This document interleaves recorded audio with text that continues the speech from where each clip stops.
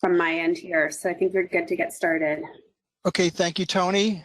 Good afternoon, everyone. This is the American Lobster Management Board, the first meeting of the spring meeting of the Atlantic States Marine Fisheries Commission. My name is Dan McKiernan. I'm the Administrative Commissioner from the Commonwealth of Massachusetts. First on our agenda is to approve the agenda. Is there any objection to the agenda as drafted and submitted to you in the materials?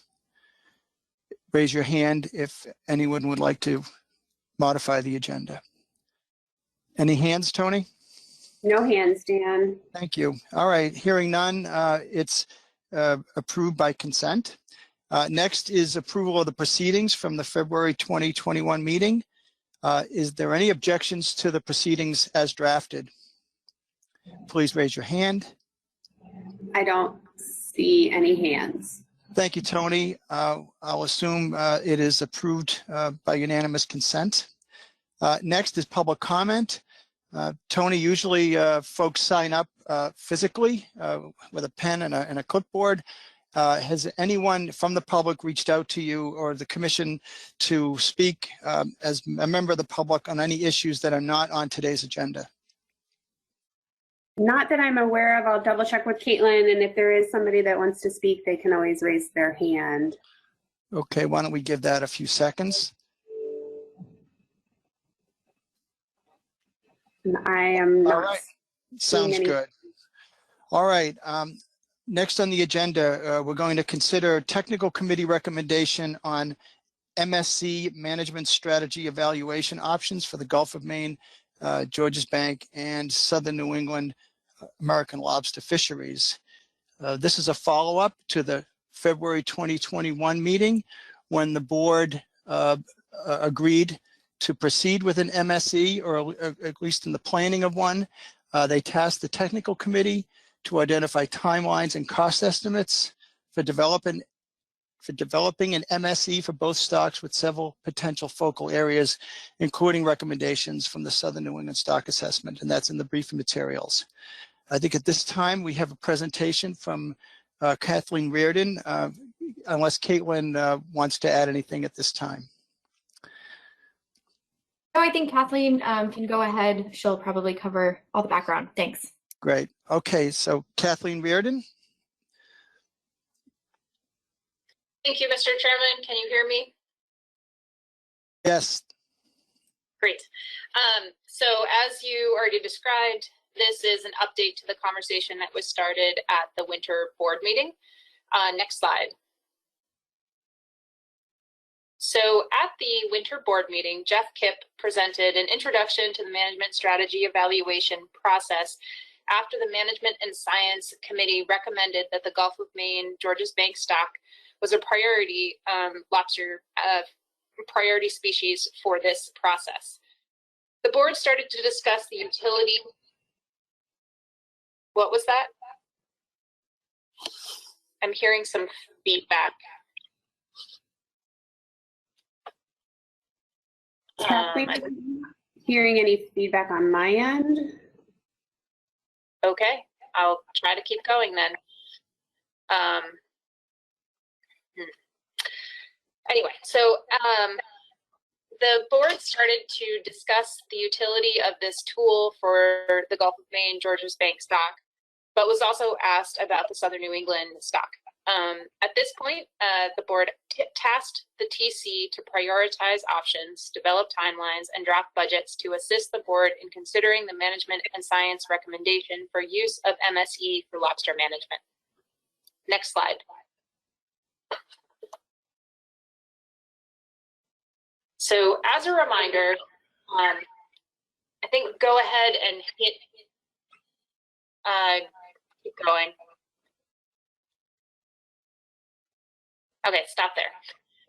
So as a reminder, this slide gives an overview of the process, including the people involved and the general steps taken in the MSE process. This includes the initiation of an MSE where stakeholders and managers must identify the objectives, metrics, uncertainties, and potential management to be considered, Then scientists evaluate the data available, including both biological and economic metrics, then create models and simulations to evaluate those objectives and strategies. Then the stakeholders review those results. The process from objectives to models to review should be an iterative process, but it requires engagement from stakeholder managers to work with the scientists to produce usable options for management that achieve the objectives at the end.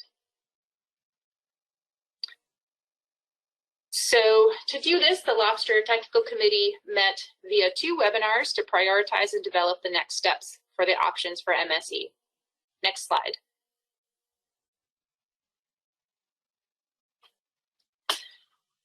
The Lobster Technical Committee determined that while MSE has the potential for supporting management framework for Southern New England, the Southern New England stock is a lower priority for MSE. This was for several reasons. The MSE process is meant to be a proactive tool to evaluate potential management to achieve sustainable objectives and not to produce reactive strategies to current or past stock conditions. Additionally, the scale of the Southern New England lobster stock and industry is much smaller in terms of fleet size and landings as compared to the Gulf of Maine Georgia's Bank stock, so the impact of the MSE would have less power in terms of investment and management outcomes. The technical committee discussed that the approach to Southern New England would anticipate unique challenges that would likely require new data collection and modeling tools to address how the fishery has responded to climate change and to better understand the dynamics of the mixed crustacean fishery. This would require customized model development and data collection on the stock level. Next slide. On the other hand, the technical committee recommended that the Gulf of Maine Georgia's Bank stock is the highest priority for a management strategy evaluation. To approach the Gulf of Maine Georgia's Bank stock, the TC recommended a 2-phased approach where the first phase would focus on stock level models to provide an intermediate MSE at a coarser spatial resolution that could be used to support a management framework in a relatively short time frame, while allowing time to build knowledge and tools to develop a subsequent spatially explicit MSE in phase 2. This phased approach could provide short-term management guidance while concurrently providing opportunity to build the framework and expand to a spatially explicit approach over a longer time period. The extended time frame may also allow several large-scale changes that we see on the horizon for the lobster fishery that could impact the lobster fishery and management goals to develop and thus better guide the cost and focus of incorporating spatial considerations explicitly into the MSE. Next slide. To get into more detail of the Gulf of Maine Georgia's Bank option, the purpose of phase 1 would be to evaluate the performance of management strategies in response to changes in recruitment with biological, fishery, and socioeconomic performance metrics.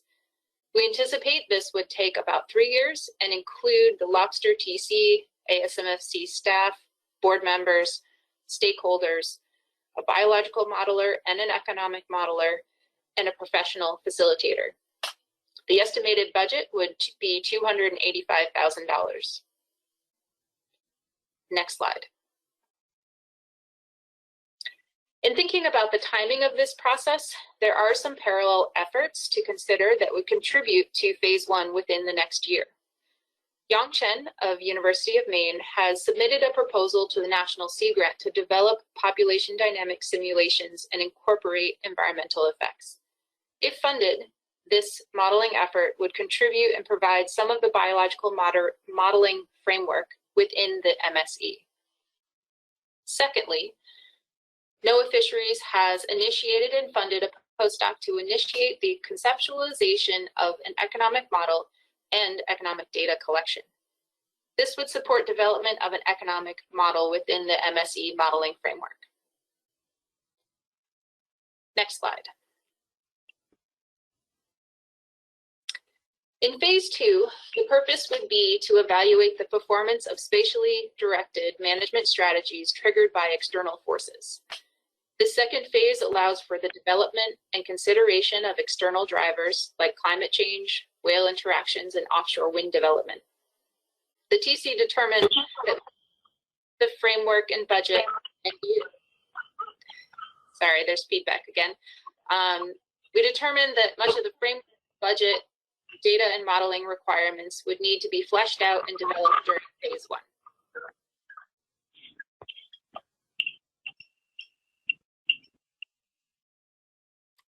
Next slide. So for more details on the Southern New England option, the technical committee recommended the evaluation of performance would need to start with a spatially directed management strategy in response to changes in the recruitment and diversification of the fishery with biological, fishery, and socioeconomic performance metrics. At minimum, this effort would take 5 years and cost around $750,000. But this may be a low estimate as we anticipate there may be additional costs dependent on stakeholder objectives. It is possible we could learn how to approach these issues within the 2-phase Gulf of Maine Georges Bank MSE, but the technical committee recognizes the dynamics within the biology and socioeconomics can be different, quite different, between the 2 fisheries. Next slide. The TC indicated, due to the highly interdisciplinary nature of an MSE process, additional perspectives are needed to provide a comprehensive work plan for the second phase and spatially directed management strategies. It is also important to recognize that these options currently assume the availability of ASMFC staff and TC members required to do this work. Stakeholder engagement outside the proposed meetings is likely going to be necessary for a successful MSE. With this in mind, staff time may need to be prioritized or modified to accommodate the MSE workload. Some of the competing issues at hand identified by the TC were stock assessments for Jonah crab and lobster, and also whale interactions. Next slide.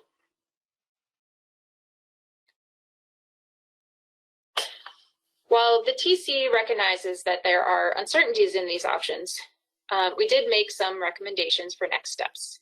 First, we need to develop a formal process to identify the goals and objectives for a future lobster fishery with stakeholder and board member input. An example of this is the Ecosystems Management Objectives Workshop conducted by the Commission to guide ecological reference points for Atlantic menhaden. Objectives developed from this process would be used to further develop the work plan for lobster. Next slide. Secondly, the TC recommends the formation of a steering committee to complete additional scoping and development of a comprehensive work plan, including outreach with stakeholders to identify funding and personnel necessary for the effort. Outreach efforts with organizations and fishing associations are not anticipated to incur a high cost, but are imperative for the success of the MSE. The steering committee would include reps from the board, industry stakeholders, technical committee members, ASMFC staff, Committee on Economics and Social Sciences, and the Assessment and Science Committee. It is important to include some people on the steering committee that have had past experience with MSE, and ideally it would be around a dozen people. The next slide. This is my last one. Thank you for your attention, and I am happy to take questions.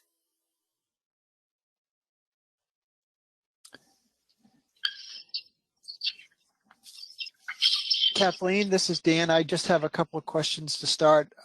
Is the Maine application for the Sea Grant funds, is that already in the pipeline? Is it necessary for the commission or the board to send a letter of support for that proposal?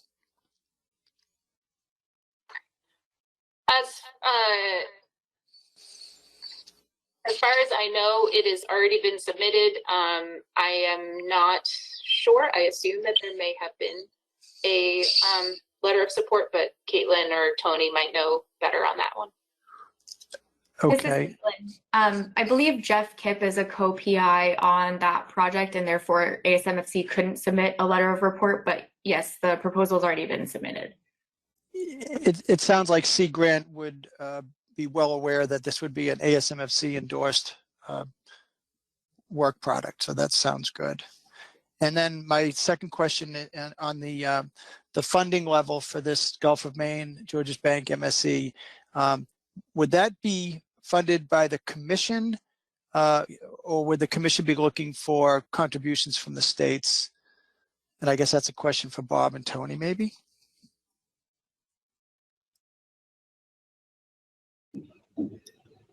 Go ahead, Bob.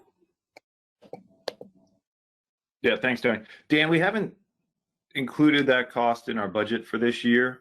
But, you know, it's kind of a strange year, and we're not traveling as much as we thought, and we may have some, you know, funds available toward the end of the year. So we can, you know, but then there's the decision if there are funds left over because we're not traveling. Is this MSC the highest priority for those funds, or something else in the commission a higher priority? So there may be a way to fund it from within the commission. We just have to go through the process to decide through the executive committee if that's the priority, if we have money available. Okay, thanks, Bob. All right, why don't we open it up to questions from members of the board? Raise your hand if you'd like to ask any questions.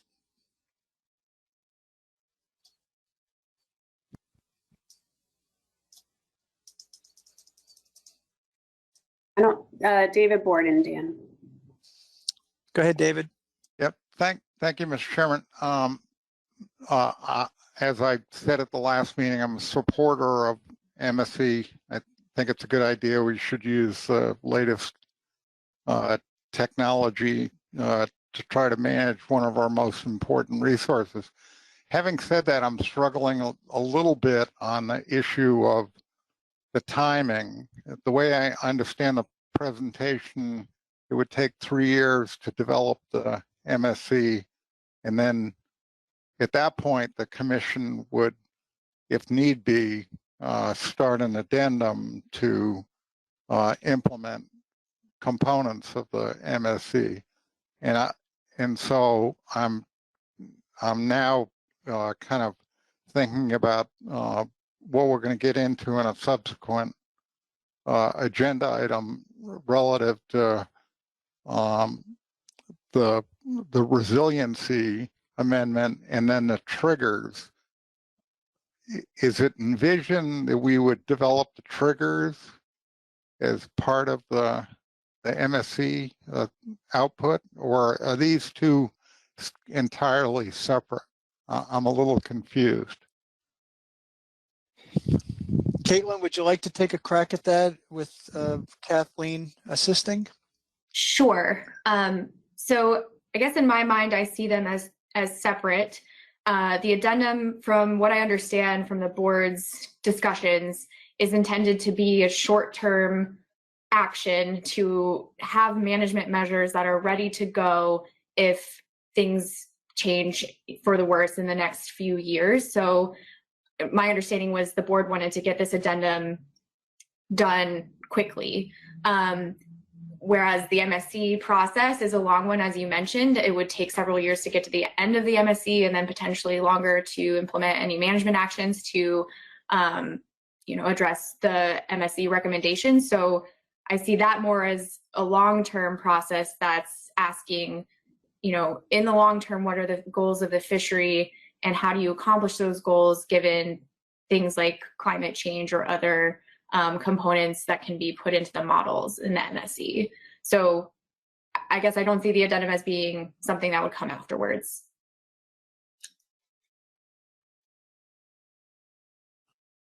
David, are you good with that answer? I'm still a little confused, Mr. Chairman. It may just be me, so you may want to call on someone else. It almost seems like we should have an effort that's focused on resiliency, and that the trigger should be part of the MSC action that comes out of that. But maybe it's just my poor understanding of it. I suggest you call on someone else. Thank you. Dan, you have that. Pat Kelleher had his hand up, and then Jason McNamee. Great. Okay, Pat Kelleher. Thank you, Mr. Chairman. First, I want to thank Kathleen for that presentation, and I appreciate the fact that the TC has gone ahead and prioritized Gulf of Maine and Southern New England and put together a budget.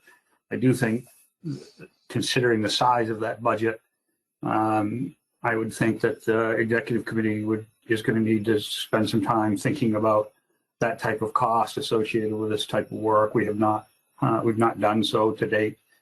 I'm also concerned about the time that it's going to take and the potential speed of any decline that we might have. I would hate to be in the middle of an MSC process, spending a tremendous amount of resources, both from a staff perspective and industry perspective, going forward, only to find that we're playing catch up constantly. And people around the table live that with Southern New England.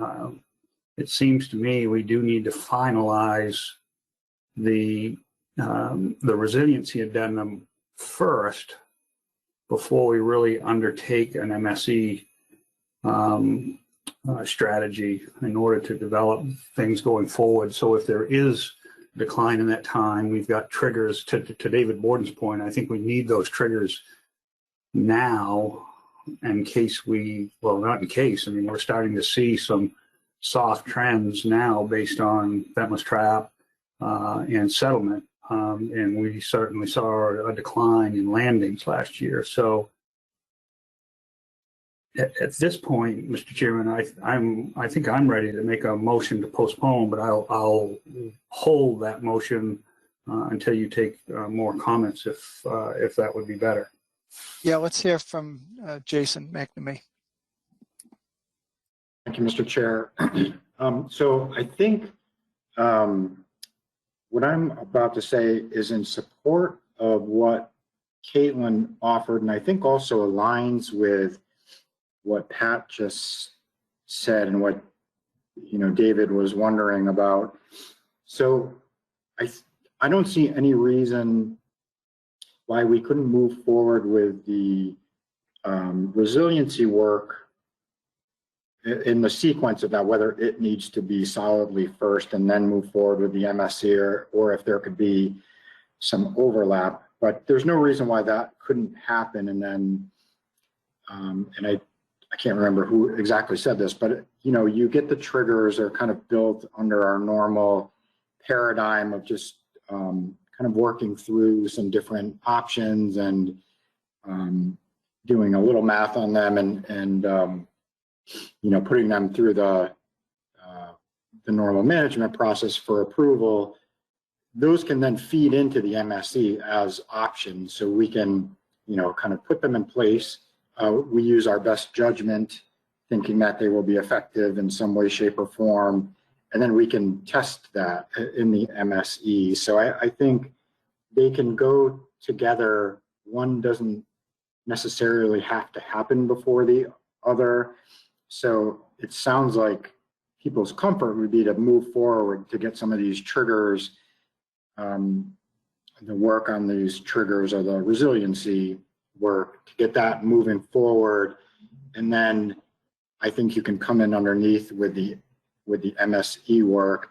Now that I think gets to one of the slides in the presentation from Kathleen, and that is, we're talking about the same people over and over again generally. So it's going to be some preliminary work to sort of map this out a little bit and to figure out where we might be able to start with some of the MSE stuff that's being done by external folks, while the folks that are already as working as part of the ASNFC, as they're working on the resiliency amendment. So mapping the workload, I think, is a challenge, but long story short, I think it could work okay to have the resiliency amendment kind of get going, and then those things can be pulled into the MSE to sort of test their effectiveness or relative to the different trade-offs that we're going to look at.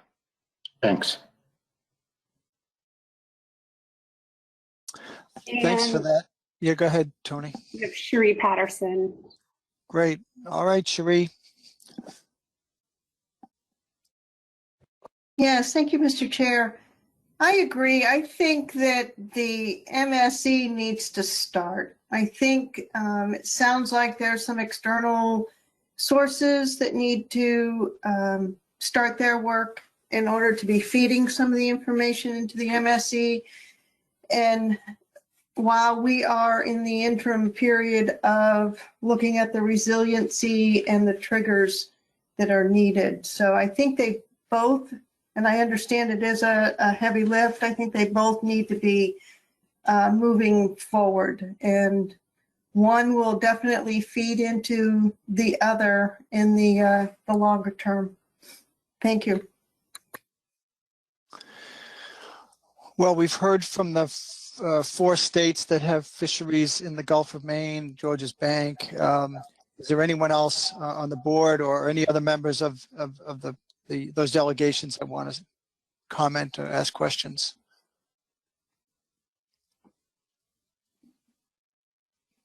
No hands? No hands, Dan. Okay.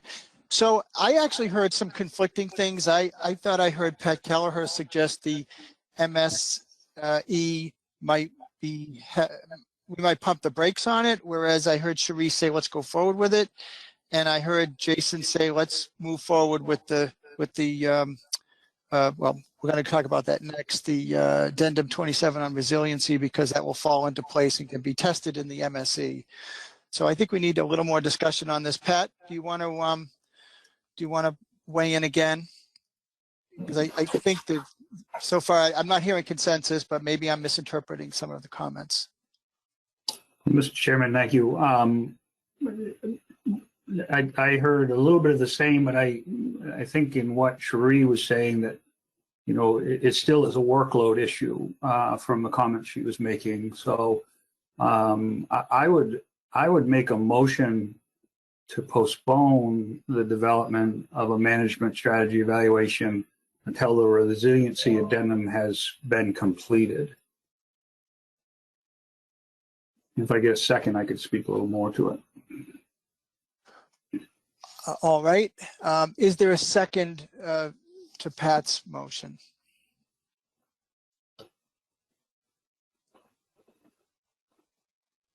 Joe Semino. Okay, thank you, Joe. Go ahead, Pat, if you want to speak to your motion. Yeah, I think in postponing, it certainly is not my intent to kick the can down the road forever here. I think it gives us the time to prioritize the work in front of us on the resiliency addendum. As I said earlier, I think we need that addendum in place with trigger mechanisms in place before we even initiate the development of an MSE, and that first phase is, you know, upwards of 3 years long.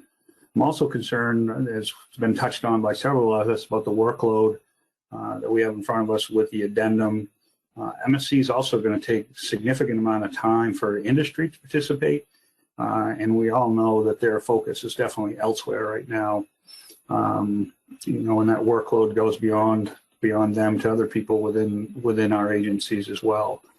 So with that, I would urge us to prioritize the resiliency addendum and postpone until we finalize it. Okay, Pat, thanks. Is there anyone else who would like to speak in favor of the motion? I don't know if it's in favor or not, but Jason has his hand up and. Jason? Yeah, thanks, Mr. Chair. I don't know if it's in favor of either, so maybe you can hear me out and decide. Everything that Pat said, I think I'm in agreement with. The one thing that gives me hesitation with this motion is I what I was trying to get at before is I think we should start work on the resiliency amendment first. So that's consistent with Pat. But I don't know that there aren't elements of the MSE that can get started. So I don't think we need the amendment to get worked on and finish before we start the MSE. Because I think in some elements of the MSE, there might be external partners that are doing the work. So I'd love to see, you know, I have concerns about workload as well.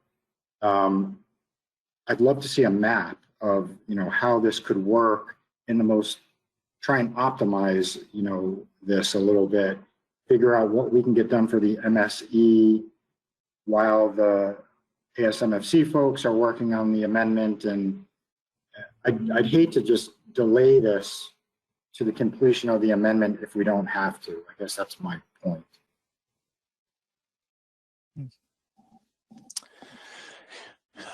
I have a question maybe back to Kathleen and the UMaine proposal to Sea Grant. Do you think the funding of that is contingent upon this board embarking or reaffirming its commitment to do an MSE?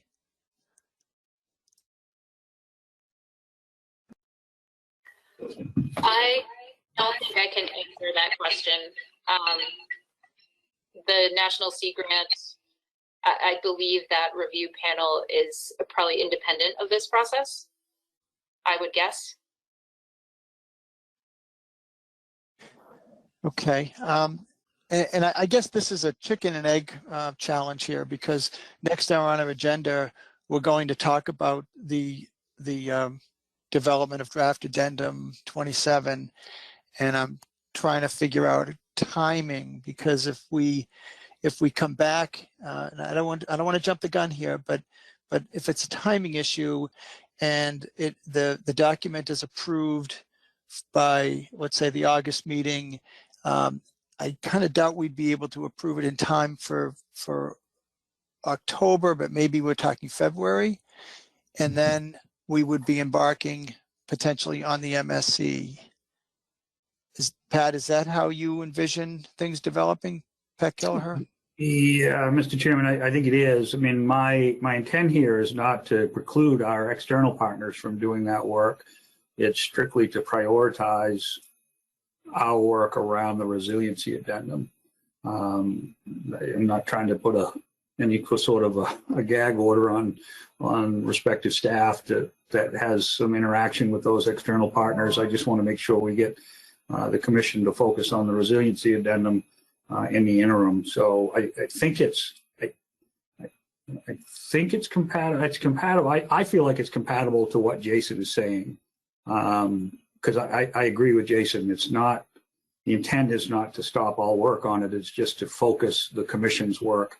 And if we have an opportunity to interact during this period of time with our external partners, we should definitely do so. So Pat, would you envision that at the meeting when any draft addendum 27 was approved as a final action, that the MSE evaluation would also be part of that agenda to then kickstart that? Yeah, I think as soon as we're completed with the addendum, the next set of work on the prioritization list would be MSE. All right. So we're still in discussion about the motion. Is there anyone else who hasn't spoken, or Jason, would you like to weigh in? So Dan, you have a list of folks, Allie, Cherie, Joe, and David, who are all names. Jason put his hand down, but he did raise it at some point. Okay. There. All right. Well, thank you for that, Tony. Let's go to Allie. Thank you, Mr. Chairman. I would support this motion. I think, one of the trade-offs that I heard mentioned in the discussion of this either today or last meeting as well is that we might not be able to complete the Jonah crab stock assessment. And correct me if I'm wrong, Mr. Chairman, but I think we are supposed to be getting a report out on some pre-assessment work in August. And so I think delaying at least until August would kind of at least give me a better sense of what that trade-off is. Thanks, Ally. Sheree Patterson? Thank you, Mr. Chair. I do agree that the resiliency addendum should be prioritized, but I really do not like to see that word postpone the development of an MSE, because I think that that needs to continue to be moved forward. I would hate to see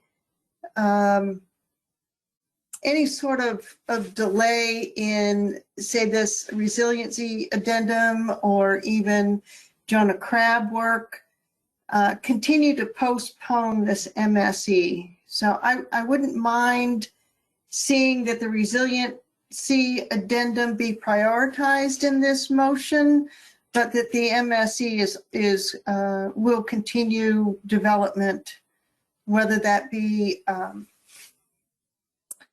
just outlining the steps, determining the outside sources that are going to be producing some information for this and such. But I think it's important to keep this one moving. Thank you. So you're opposed to the motion as drafted at this point? Correct. Joe Sabino? Joe? Thank you, Mr. Chair. I guess now, after Jason's comments and the maker's clarifications, I just want to say as seconder, I fully agree with what Jason was hoping for and Pat's acceptance of that. This motion does not stop that. So still in favor. Thanks. Tony, any other hands? You have David Borden. David Borden, go ahead. Thanks, Mr. Chairman. I think I'm opposed to this specific language. And having said that, I totally support what Pat said when he verbalized it, which was basically that we would prioritize the work on the resiliency addendum, and to the extent that we can work on MSE, we would allow that process to go forward. So I'm supportive of his verbal characterization, but the language here is a little problematic. Thank you. David, do you have any recommended amendments to the language, or would you like to substitute? No, not at this time. Thank you. Okay. Tony, anyone else? We now have Pat Kelleher and Sheree Patterson. Go ahead, Pat. Yeah, Mr. Chairman, I mean, I realize the motion belongs to the board at this point in time, but I mean, I think this feels like a little bit of semantics here. What I'm trying to do is prioritize. So if the seconder agrees to just readjust the language here to say prioritize the resiliency addendum over MSE and just leave it at that, I'm happy to have it go forward that way. And it seems like that might meet everybody's intentions based on their comments.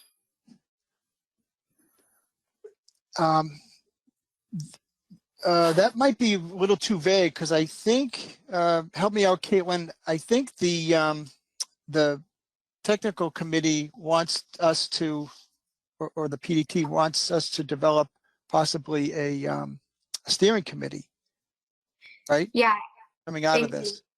I think it is a little vague to just say prioritize the addendum over a management strategy evaluation. I think we would need some more specific guidance as to when you would like this steering committee to be formed. Do you want to wait until the draft addendum is approved for public comment for us to form the steering committee and have that group meet? Just more detail in what you're envisioning the timeline looking like would be helpful, because I think if you say that we're unclear on what to do, for example, between now and the August meeting in terms of the MSC, because right now the focus is on that draft addendum. Thank you. Would it, and I know I'm going to get to Sheree in a minute here, would it be possible to postpone any vote on this MSE until, say, the August meeting, when at that time we will likely have a draft addendum 27 and probably will be able to take the temperature of the board as to whether the options that are coming out like have board support, and then things might fall into place a little better. I think we're all struggling with this, with these two initiatives, and I know those who have been in favor of proceeding are comfortable delineating how they differ, but I still think that there's some sequencing here that's a little confusing. I see Bob Beal put his hands up. Bob, do you want to weigh in as the executive director with some guidance? No, my hand's up, that was not intentional, but since Okay. I'm talking, I might as well keep talking. Yeah, I think maybe postponing until August so you have more information in front of the group is fine. It doesn't delay things very long. The MSC is a multi-year project, and waiting a couple of months really won't change the course of that very much, and we'll be able to get a lot more information in front of the group. Okay, but I still have a live motion up, and I still have some folks who have their hands up. Sheree Patterson? Yes, thank you again, Mr. Chair. I'm for what you just indicated. I'm okay with delaying this particular vote until the August meeting, when we get some more information on how far the resiliency addendum has moved forward. Thanks. Is there anyone else? Tony? Looks like, do we have Emerson and Adam with their hands up or no? No, Oh, okay. I don't have any of those hands up. I just see Pat's hand up still, but he took it down, so I think that was left over from before. So no hands. So I have a motion. Do we need to vote this motion up or down, given that there's some support building for maybe just a one meeting postponement as maybe a friendly amendment?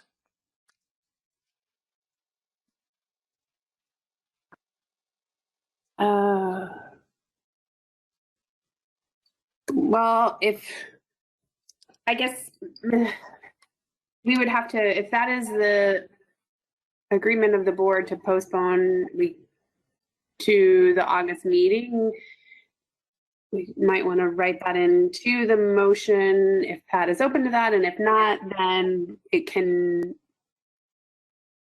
can bring the motion back at if it's the board's intent to bring the motion back at the meeting, they can vote it back to the table.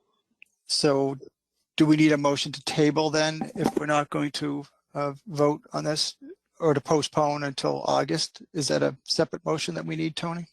No, just to bring it back to the meeting, since there's no time certain here, we would need to vote it back to the table at the August meeting. But how do we get this from being a live motion? Do we just get consensus from all the board members? You can vote the motion up or down, and there's just no time certain to win. I mean, it's just until the completion of the resiliency addendum. If somebody wants to bring it back up at the August meeting, then they can bring it then. Yeah, well, the reason I'm looking at this motion and I see until completion of the resiliency addendum, which Pat and I just mapped out, may not be until February of 2022. So if we want to continue conversations about the MSE in August or in October, that would prevent it from coming up, right? I think the board could discuss it, but Pat has his hand up, and then David, and then Richie. All right, go ahead, Yeah. Pat Kelleher. Yeah, if my seconder would agree to this small change, we could move to postpone the development of a management strategy evaluation until the August meeting. That pushes it off to the next meeting, and then we can revisit the issue and figure out which direction we want to go in. Okay, thanks. David, Richie, we haven't heard from you yet. Richie White? Can we find out if that's okay with Joe? Oh, with Joe, okay. Joe, as a seconder, are you good with that?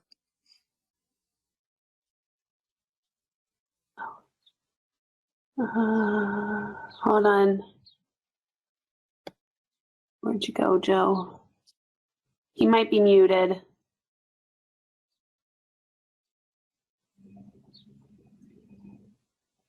Joe, you should be able to unmute now. Yes, thank you. Sorry about that, Tony. I lost connection first. I do support that. And while I have the mic, Mr. Chair, at that August meeting, you know, Jason McNamee brought up the concept of maybe having this timeline mapped out for how an MSC would proceed. And I would hope that perhaps by then we can have something like that ready. Thank you.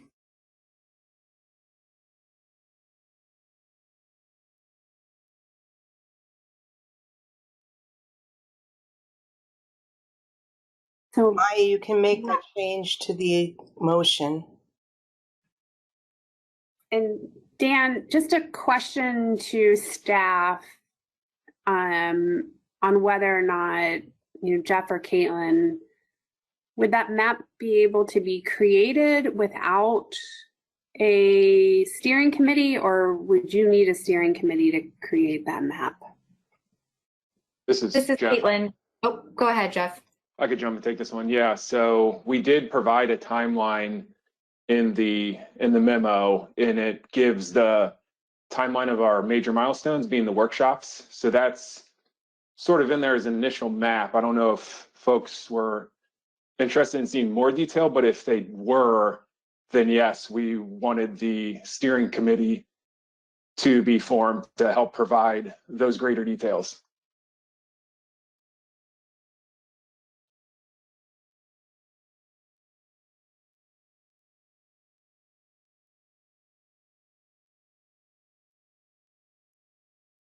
Okay.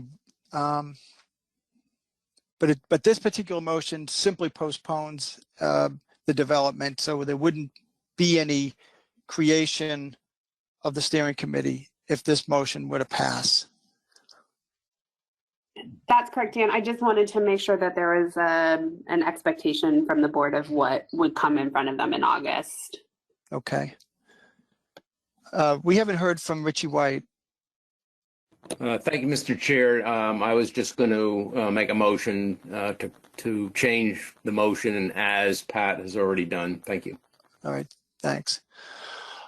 All right, so are we comfortable with Pat's motion, which would postpone any new developments in terms of the creation of a steering committee on just 3 months out, and then we would come back with some more discussion, and then at that time bless the creation of a steering committee?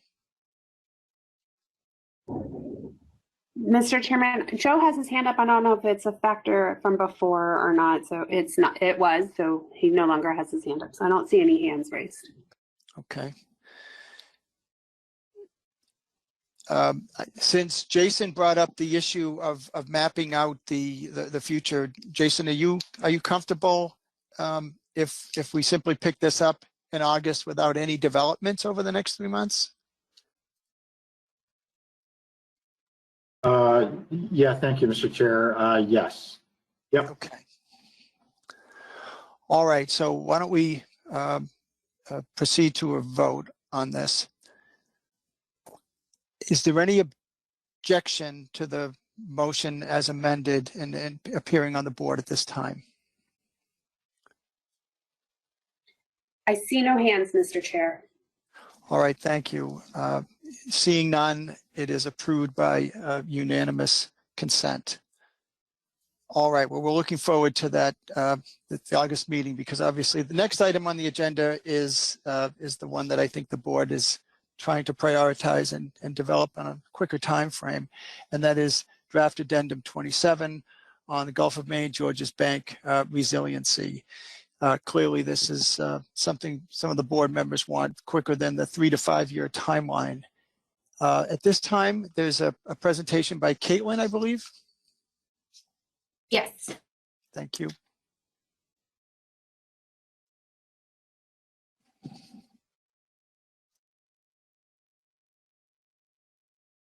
All right, just want to make sure everyone can see the slides.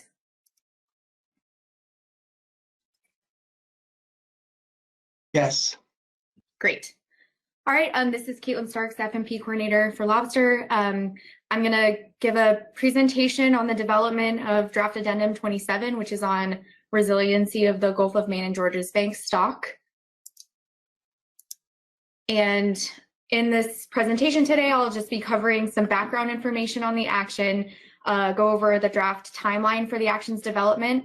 I'll briefly review the new abundance reference points from the 2020 assessment as they pertain to this discussion, as well as the current management measures.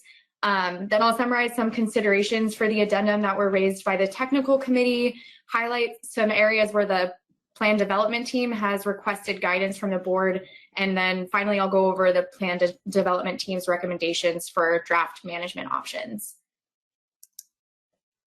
So Draft Addendum 27 was originally initiated in August 2017.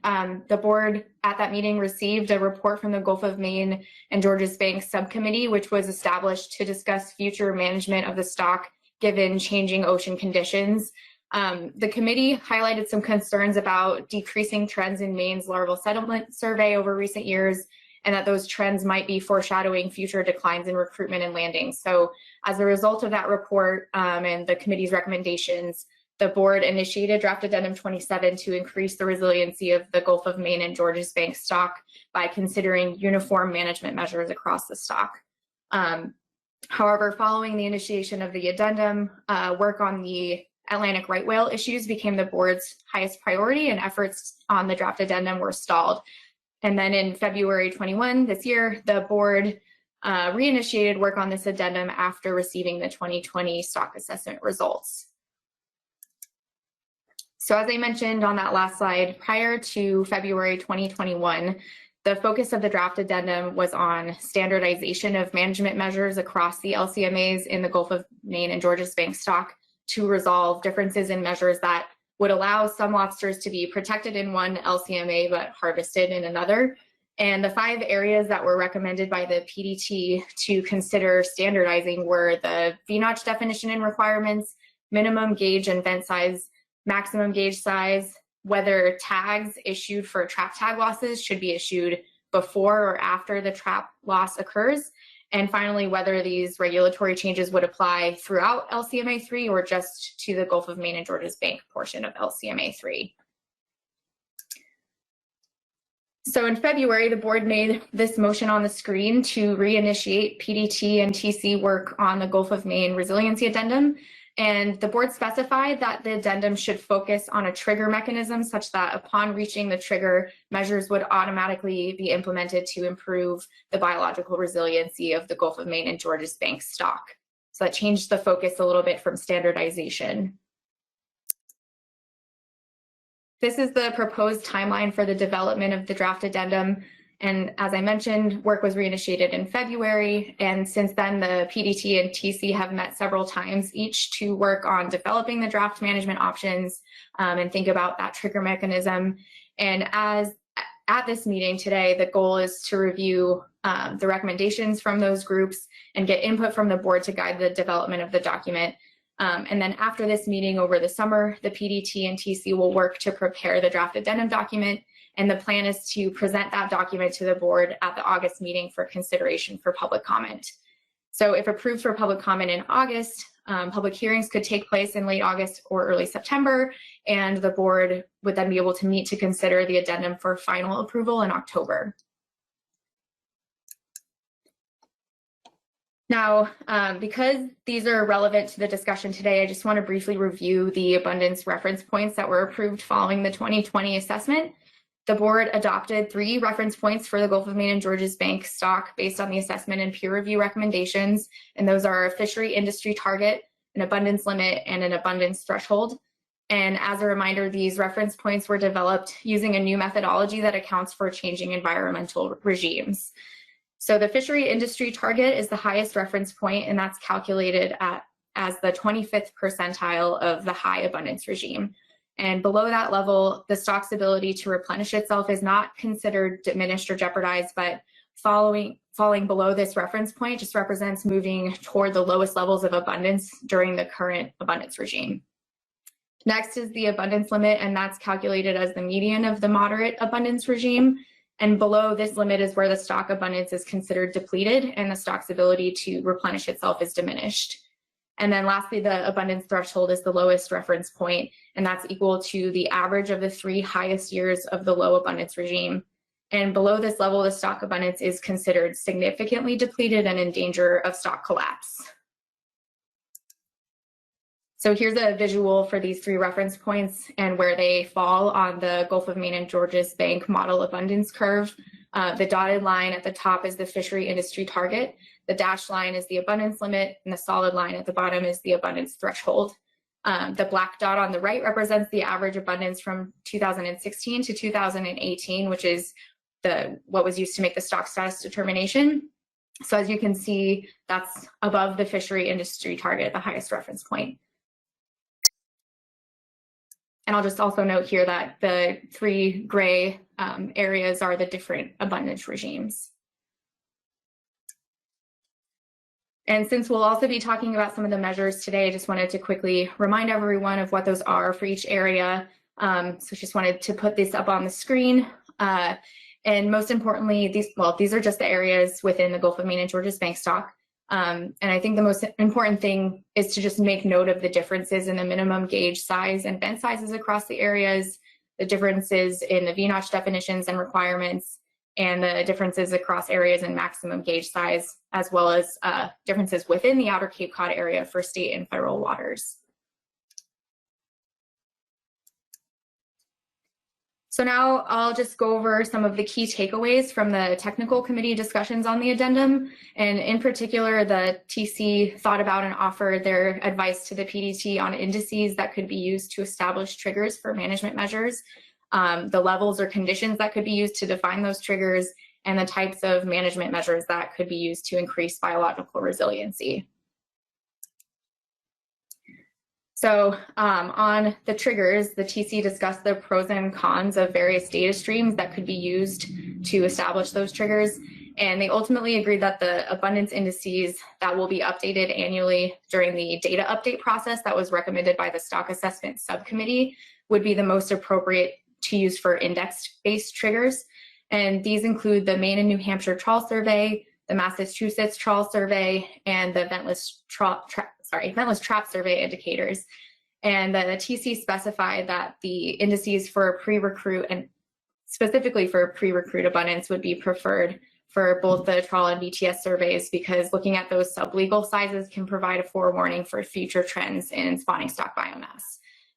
For the trawl survey, the recommendation would be to combine the Maine and New Hampshire survey and the Massachusetts survey data into single indices by season and constrain those to the survey provided strata, and specifically for sizes from 71 to 80 millimeters, and sexes aggregated. And then for the ventless trawl survey, it's noted that while the time series is shorter and the focus is more on the inshore areas versus offshore, the technical committee still agreed that it should be considered as an index for establishing triggers.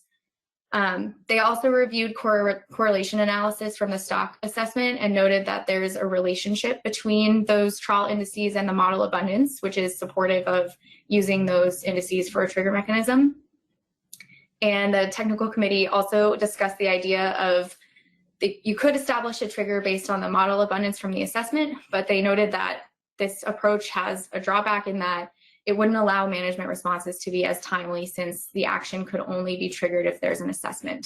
So therefore, they suggested that it might be appropriate to have multiple triggers, with one being based on indices and one being based on model abundance.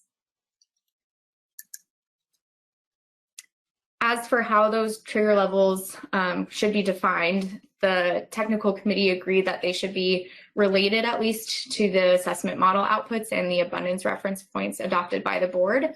And the two relevant reference points that were discussed were the fishery industry target, which is that highest reference point, and a trigger level that's linked to this reference point on a scale of very proactive or conservative to not proactive would be more on the proactive end of the spectrum. And the abundance limit is the point again at which the stock is considered depleted. So having a trigger level associated with that reference point would be a more reactive than proactive management choice.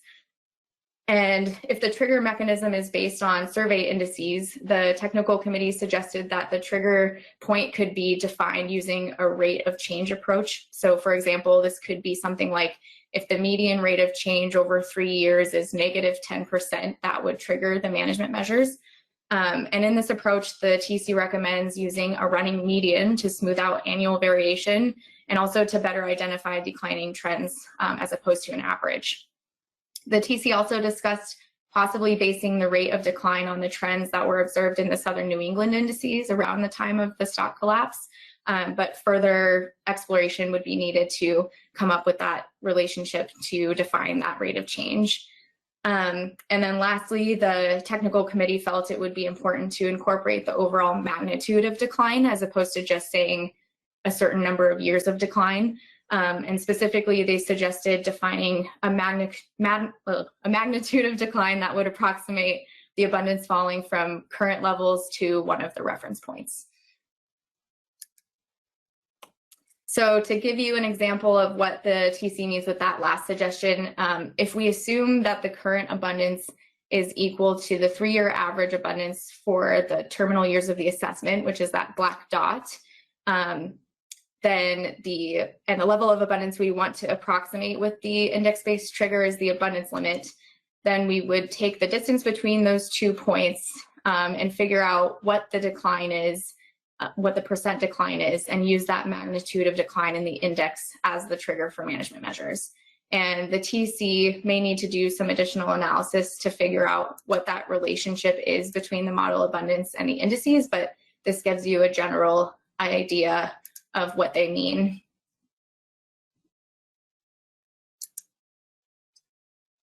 And then lastly, the technical committee discussed the types of management measures that are most appropriate for the goal of increasing biological resiliency.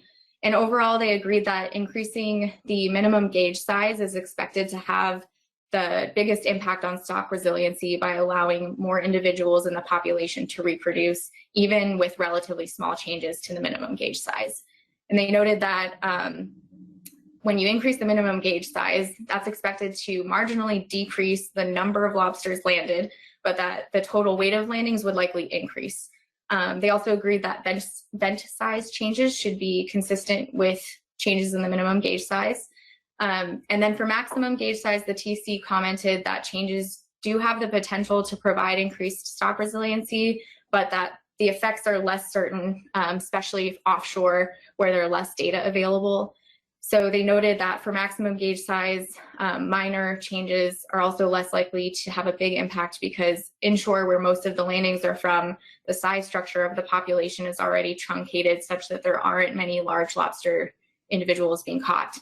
And during these discussions, the technical committee reviewed the gauge size analysis that was done previously for this addendum before it was held up, and acknowledged that while the inshore data were fairly comprehensive for that, the data available for Area 3 that were used in that analysis were quite limited. So the technical committee is planning to update the analysis, include some more recent data that have become available since the 2015 assessment on discards in Area 3. So with those updated analyses, they should be able to have a better idea of how gauge size changes would impact the offshore portion of the stock. So before I go into the PDT recommendations and draft management options, I just want to bring some questions to the board's attention that the PDT and TC have requested feedback on. Both of these groups have expressed that without the board providing them some direction on the goals and objectives of the addendum, they can't really move forward with developing appropriate management options. So the questions they'd like the board to think about as we discuss the addendum today are: what are the board's objectives with regard to biological resiliency of the stock? For example, should draft management options aim to maintain the current levels of abundance and productivity, Or if not, then what levels of abundance is the board aiming to maintain? Or are there other goals related to biological resiliency that the board is hoping to achieve, like broadening the size structure of the stock? And second, how proactively does the board want to react to changes in the stock?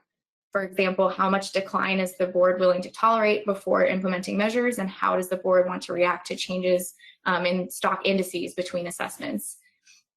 Third, what are the board's priorities with regard to standardization of measures across LCMAs versus stock resiliency? Is one of these more important than the other? And then lastly, if the board is looking to standardize measures throughout the Gulf of Maine and Georges Bank stock, what are the goals and purposes of standardizing those measures?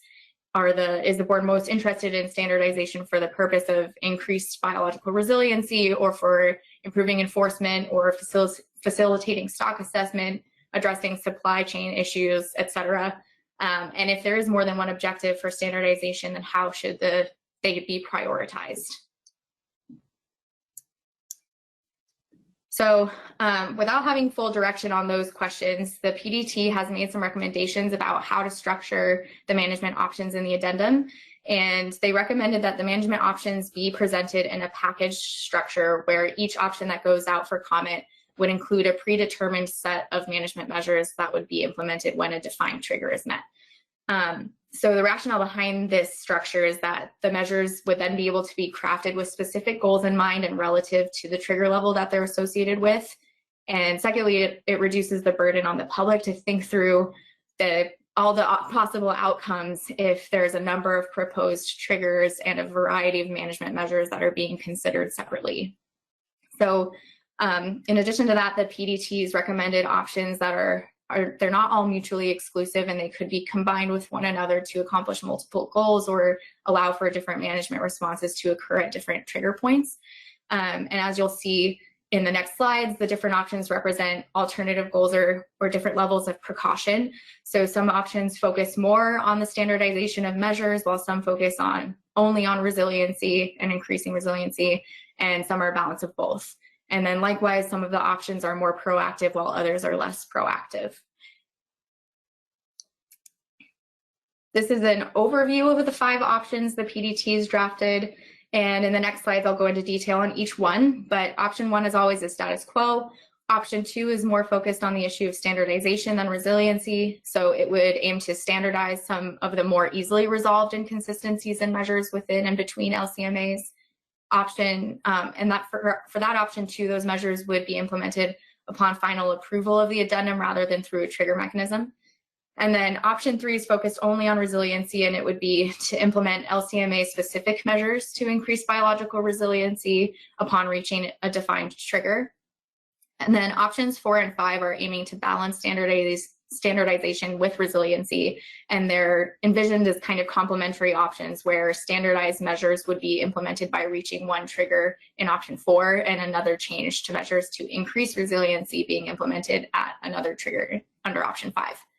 So as I mentioned, some of these are not mutually exclusive and could be combined, and that's what the color-coded column on the right is showing. So the options with matching colors can be combined with one another. I also want to note that for most of these options, the PDT has not yet defined specific triggers or management measures because they are looking for that additional direction from the board on the goals and objectives in order to determine what is appropriate. So as I go through these, I'll try to highlight where the PDT has made some suggestions for the board to think about and discuss. All right, so I'll go into a bit of more depth on each option. Option 1, obviously straightforward, but status quo would maintain the current management measures and would not establish any trigger mechanism. And it probably goes without saying, but this cannot be combined with any other options. Option 2 is to implement some standardized measures upon final approval of the addendum. And there's a few sub-options that determine which standardized measures would go into effect. And sub-option 2A is that standardized measures would only be implemented where there are existing inconsistencies in measures within an LCMA for state and federal waters in the Gulf of Maine and Georges Bank stock, and they would be standardized to the most conservative existing measure. So what that translates to is that the maximum gauge size in outer Cape Cod would be standardized to 6 3/4 of an inch for both state and federal waters, and the V-notch definition and requirement would be standardized to 1/8 of an inch for with or without cedal hairs. Sub-option 2B would add on to that by also standardizing the V-notch requirement across all LCMAs in the Gulf of Maine and Georges Bank stock. And this would result in mandatory V-notching for all eggers in LCMA 1-3 and Outer Cape Cod. And then sub-option 2C adds on further with the option of standardizing regulations across LCMAs such that there would be no issuance of replacement tags for trap losses before the trap loss occurs. Option 3 focuses on increasing resiliency and not on standardization. So this option establishes a trigger to implement LCMA specific measures to increase resiliency. And the first sub option is to increase the minimum gauge sizes in each LCMA of the Gulf of Maine and Georges Bank stock by equivalent amounts. And again, the PDT has not determined what the proposed measures would be yet, but as an example for discussion, they put forward increasing the Area 1 minimum gauge size to 3 5/16 of an inch. It's currently at 3 1/4 of an inch, and then increasing the Area 3 and Outer Cape Cod sizes by equivalent amounts. And the goal being to bring the minimum gauge sizes closer to the size at 50% maturity.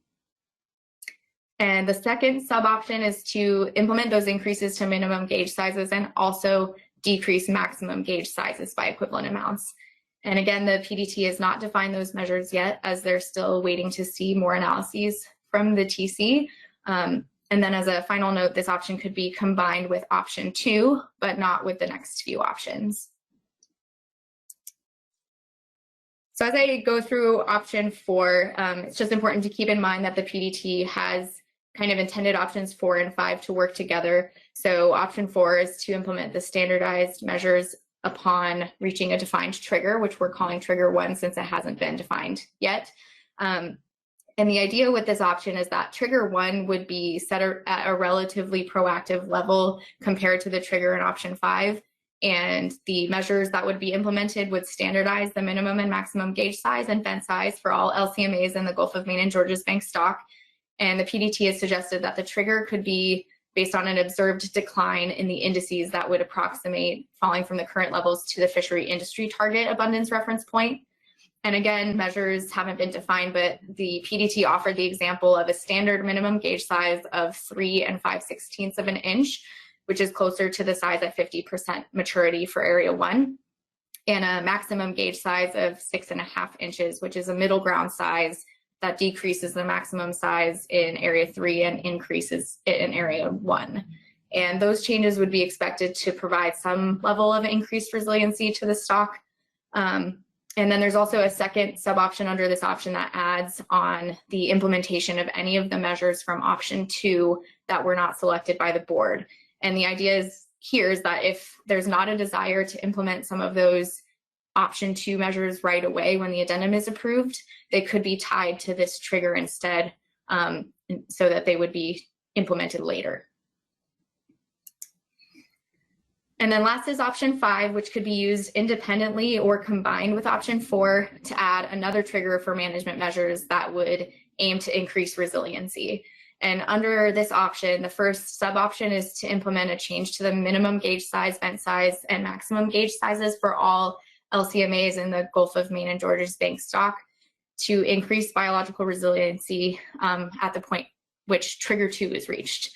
Again, trigger 2 is not defined, but the PDT recommended that that trigger should be set at a lower level of abundance or a higher level of stock concern than trigger 1. So it would be less proactive. And they suggested that either a stock status determination that abundance is near or below the abundance limit abundance limit reference point, and or an index-based proxy for that abundance limit could be potential triggers. So for measures, the PDT said they should include an increase to the minimum gauge size and a decrease to the maximum gauge size implemented under option 4. And the second sub-option here is that in addition to those measures, this trigger could also standardize the V-notch definition to 1/16 of an inch across LCMAs in the stock, and that's as a middle ground between 0 tolerance and 1/8 of an inch. And again, the PDT intended options 4 and 5 to be combined with option 2 if desired, but they can't be combined with option 3. So for next steps today, the board will discuss the PDT's recommendations on draft addendum 27 and provide some guidance back to the PDT on the goals, objectives, and priorities, and then also provide any feedback on the draft management options. And then following today's meeting, the technical committee plans to provide additional analysis on the impacts of management measures to the PDT, and the PDT will work on developing the draft addendum document, which will be provided to the board for consideration for public comment at the August 2021 meeting. And that's the end of my presentation, but I figured it might be helpful to bring these discussion questions back up before the board gets into conversations about the addendum. Thank you. Thanks, Caitlin. Great presentation. Do you want to take questions at this time? Happy to, yes. Okay. Raise your hands. Jane, your first question is from Colleen. All right, Colleen.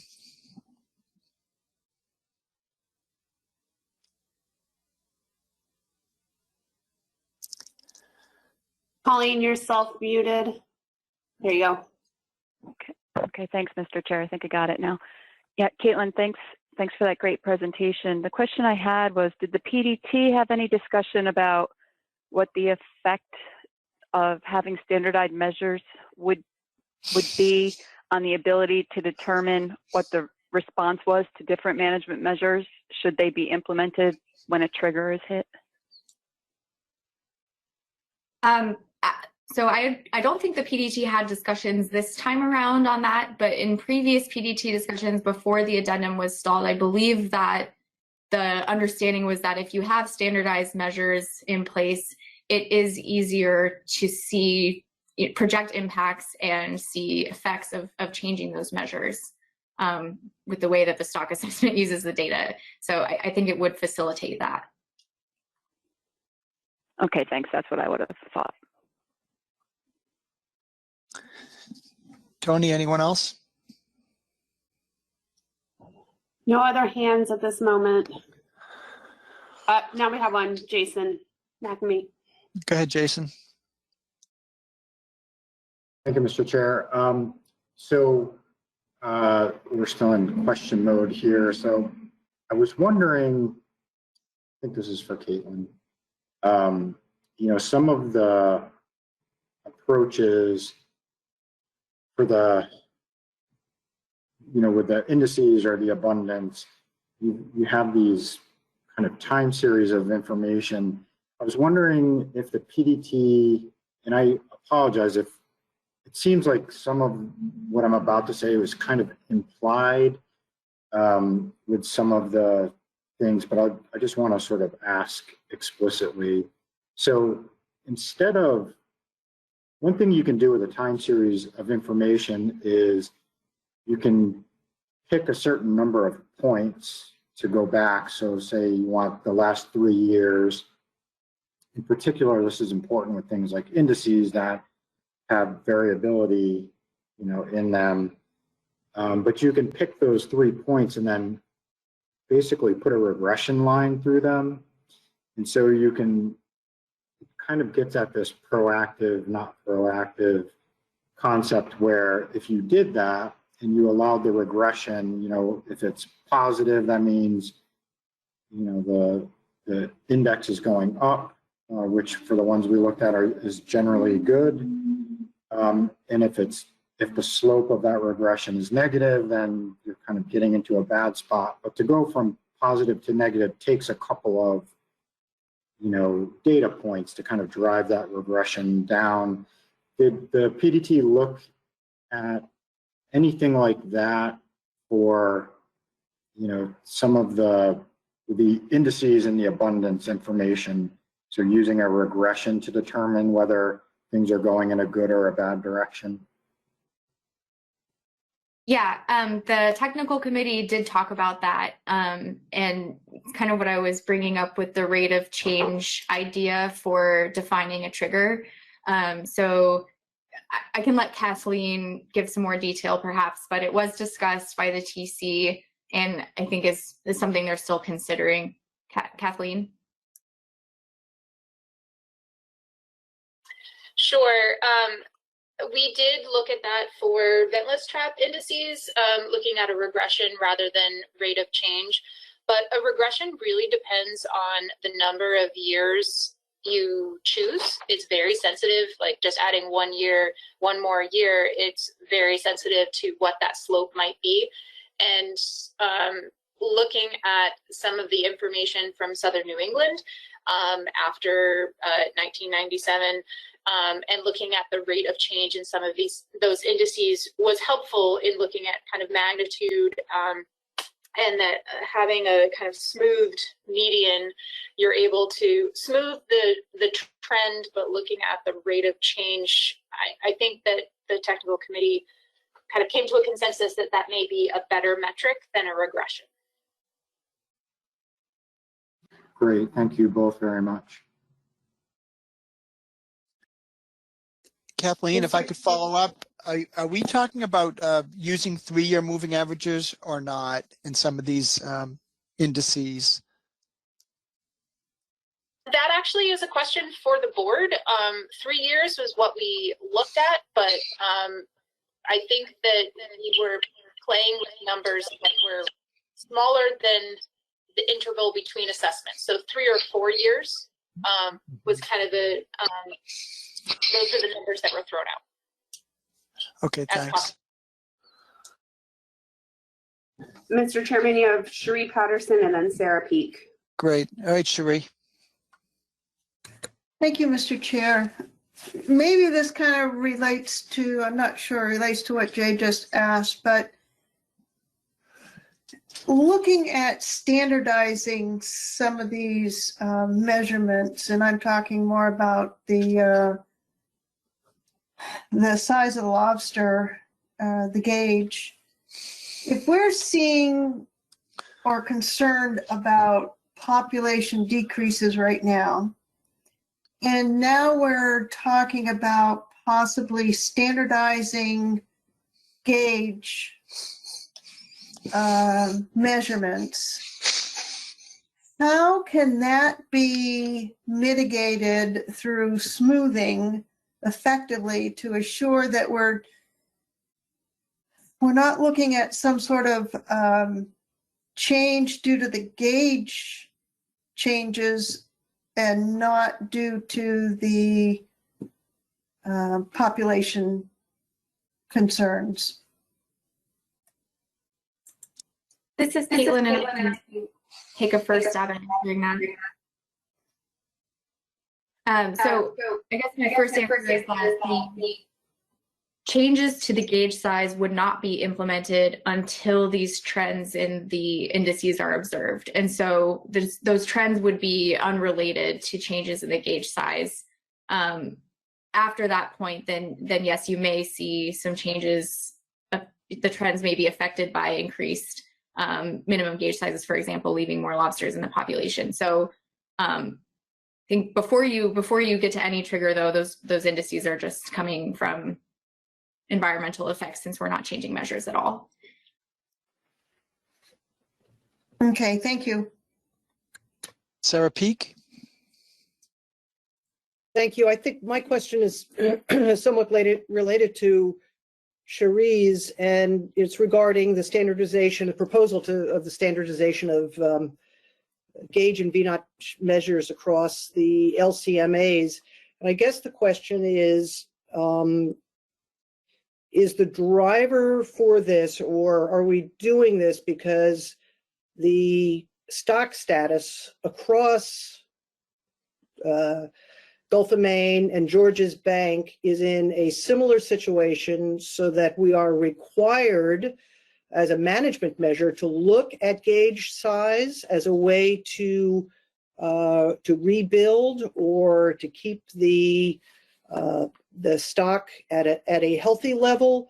Or is this driven by a convenience of enforcement? And as this proposes, kind of a second part of the question is, as this proposal was being drafted, do we have any data yet as to the actual impact out on the water in terms of the effects on the, well, I'll just say it, the Outer Cape lobstermen's haul, and what percent of their catch would be impacted by it. And I think those would be important things to know. I will just say, editorializing, that I think that between reducing vertical lines in the water, dealing with offshore wind projects that are coming down the pipeline, dealing with COVID-19 and the closure of most restaurants, and trade deals with Asia having disappeared, I feel like lobstermen up and down the coastline have been kicked in the teeth, and through much having nothing to do with their own practices or what our rules and regulations are. So I would sound a cautionary note that we take a look at these in a very hard and a very careful manner to make sure that the result, the unintended result, isn't irreparable economic harm that we are perhaps starting the ball rolling on here with our actions. Thank you. Thank you, Sarah. Tony, anyone else? We have Jason McNee. Go ahead, Jason. Thank you, Mr. Chair. Back on the notion of how many years to pick for, you know, whether it's a regression or the technique that Kathleen was talking about. So my question, Kathleen, I think it was you who said you looked back at, or maybe it was Caitlin, I'm sorry, I can't remember. You said you looked back at Southern New England, and that kind of drove some of the information you were using for these analyses. I think that's great. And so my question is, just kind of drilling into that, was the proposal of 3 years driven by that? In other words, would 3 years had picked up, you know, the negative signals in Southern New England, and so that's why we're picked them up quicker, and so that's why we're suggesting it here? Or am I connecting two things that you all didn't connect? I think I may actually defer to Jeff Kipp on this one because he did the analysis and he may be better person to answer the question. Thanks, Kathleen. Yeah, this is Jeff. So I think the idea of looking to Southern New England was not really being too clear on what rate of change in Gulf of Maine might be troubling. And so we were thinking of looking to Southern New England as sort of a case study to relate back to Gulf of Maine if we saw a rate of change in Gulf of Maine indices that was as fast or faster than what we saw in Southern New England during the period of the stock collapse, that might signal a greater concern, whereas if the rate of change was much less, it was a much more gradual change, that might signal concern, but not to as great of a degree. So I think that was the idea of looking to Southern New England data. Oh, okay, I got you, Jeff. So it was about the magnitude, the magnitude of the rate, rather than kind of then connecting that to the sort of assemblage of years used. I think I got that. Thank you. I don't have any other hands, Dan. Okay, so I am going to beg the board to have some really substantive conversations now as much as possible to maybe reach some consensus views on some of these issues, because the PDT, but especially the TC, can get very frustrated with us as a board when we don't give them clear guidance, and then they do a whole bunch of analyses and we don't really signal to them where it is we wanted them to go. So the first bullet on the board is objectives with regard to the biological resiliency of the stock.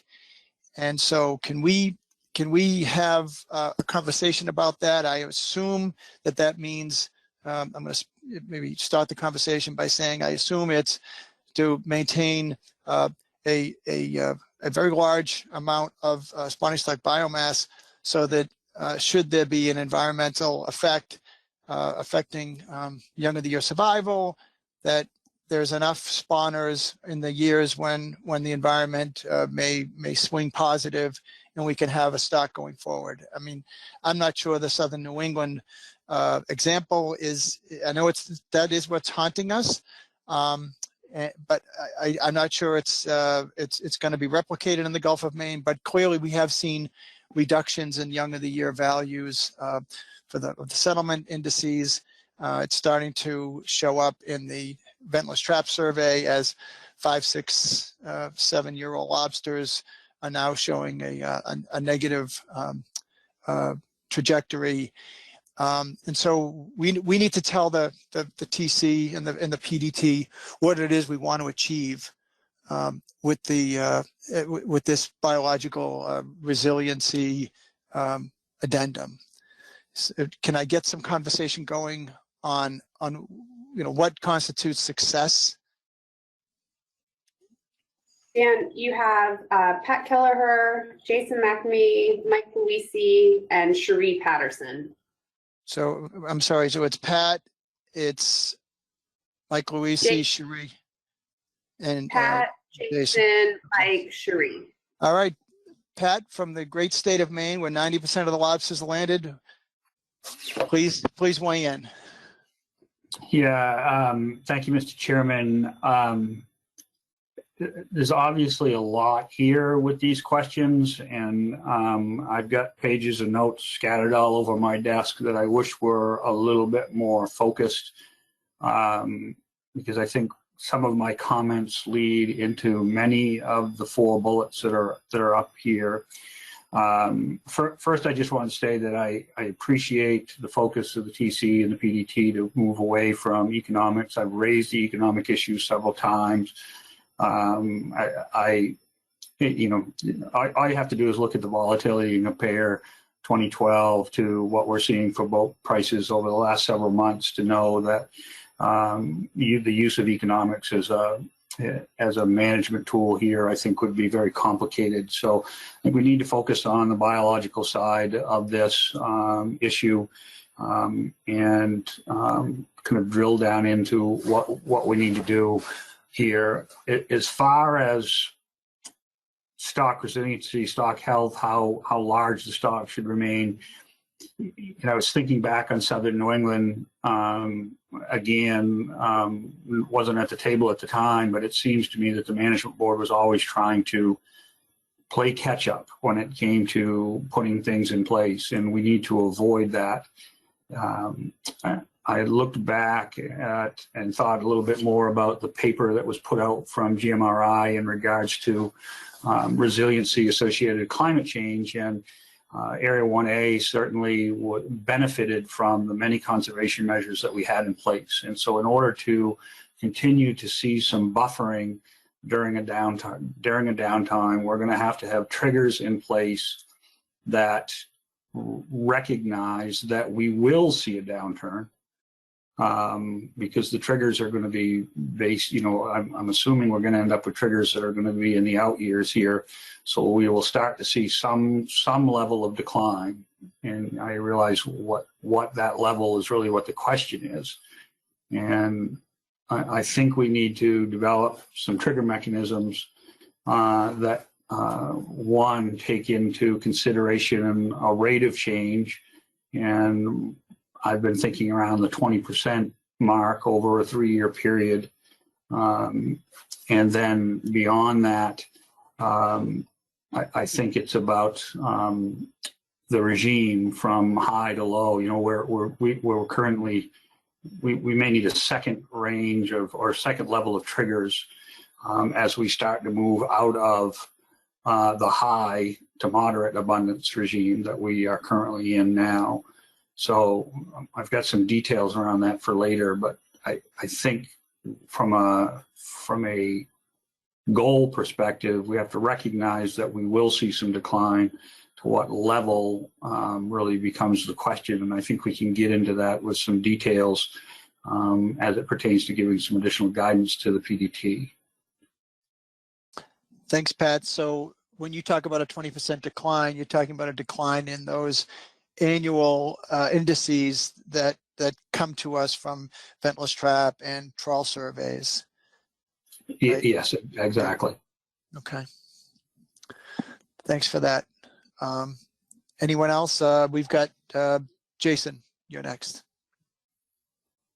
Thank you, Mr. Chair. And I think my comments will generally align with what Pat just said. You know, as far as the objectives, just to sort of put it in really simple terms, it seems like what we're trying to do is develop a system that allows us to react to changes in the stock before it gets too late, or before the management that we would need to do would become very severe. And so smaller incremental changes in the hopes that, you know, we could get a positive reaction, I think is what we're trying to achieve here with, you know, with this potential action. So, you know, that's kind of potentially not very helpful to the PDT, but that's generally, you know, my sense of what we're trying to do is to create a system that allows for smaller incremental changes when we are witnessing bad signals, rather than, you know, kind of letting things develop to a point where whatever it would be that we would need to do would be really severe and damaging to the industry. And so, you know, that's kind of my general thought on the first bullet there. I'm having I was trying to tease out something to get at the second bullet here.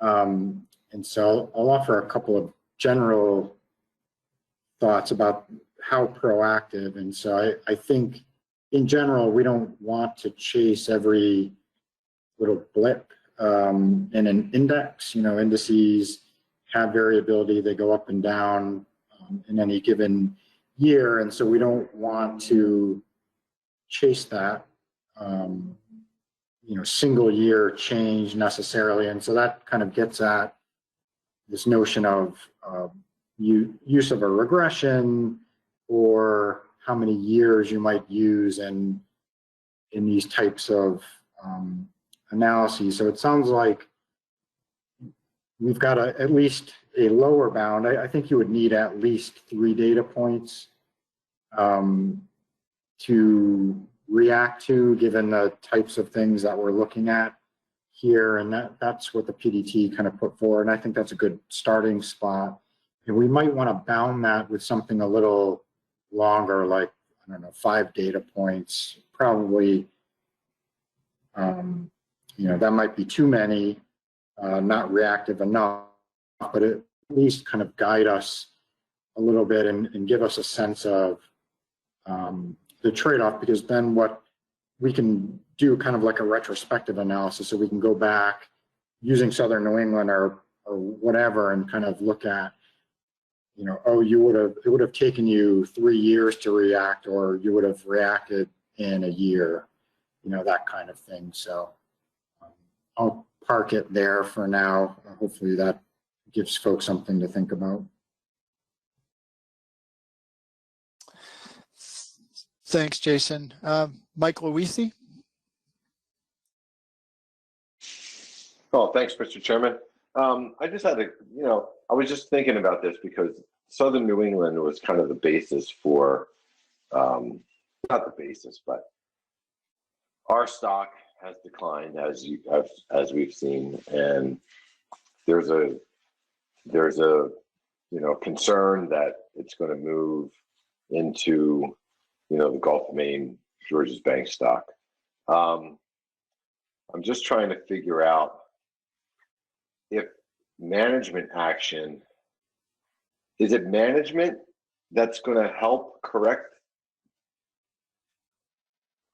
or is it out of our control?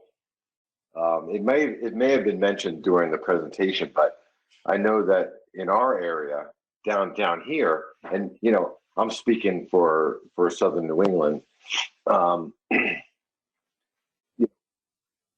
don't have any harvesters anymore, but the stock is not growing because of other effects, other environmental conditions, and I'm just trying to learn a little bit as to what's happening, or is there something that do we think that management can actually,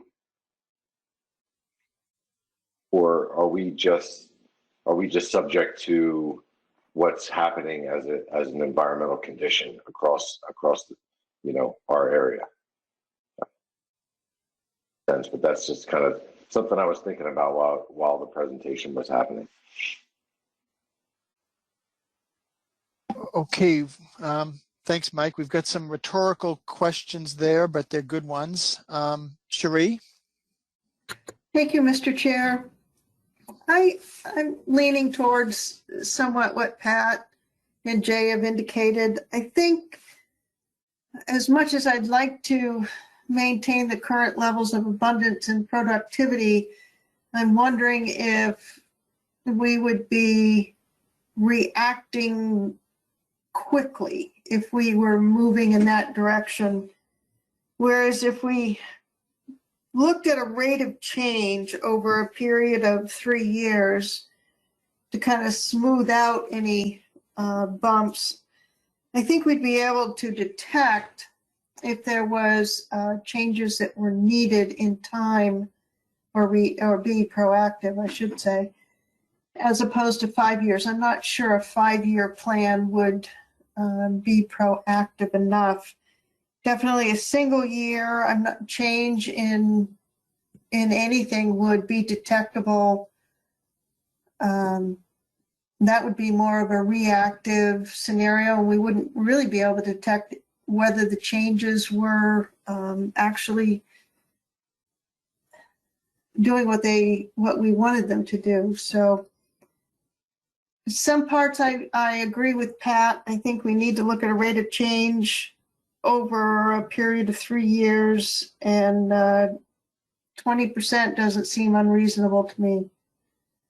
Thanks. Yeah, you bring up a good point, Cherie, about statistical significance, and I wonder, like the ventless trap survey values have means and 95% confidence intervals. So I guess we'd want to make sure that the values were statistically significant from lower, statistically significantly different from the baseline or from the point that we're declining from. You know, because some of these surveys are, especially ventless, they're firm, the funding sources are firm, but it's conceivable that funding levels could change. You know, reduced effort might create a higher confidence interval or a larger confidence interval around the mean. I guess that's something for us, but I think the TC can work on that for us.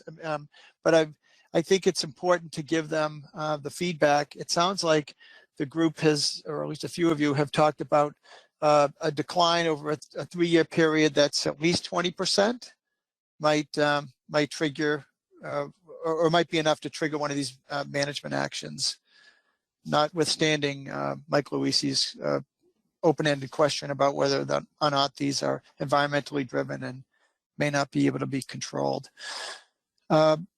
Tony or Caitlin, is there anyone else with their hand up? I think Kathleen wanted to respond to that, Dan. Great. Go ahead, Kathleen. So thank you for the feedback, board members. But also we're interested in where those abundance levels are where you want to take action.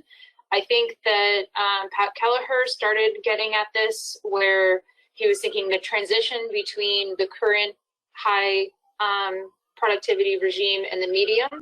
And I am curious if other board members are interested in that. I mean, it's not just the 3-year rate of change, it's rate of change to what level. That's feedback that we need to be able to recommend. Kathleen, would it be helpful to throw the, there you go, throw that chart up. Thanks.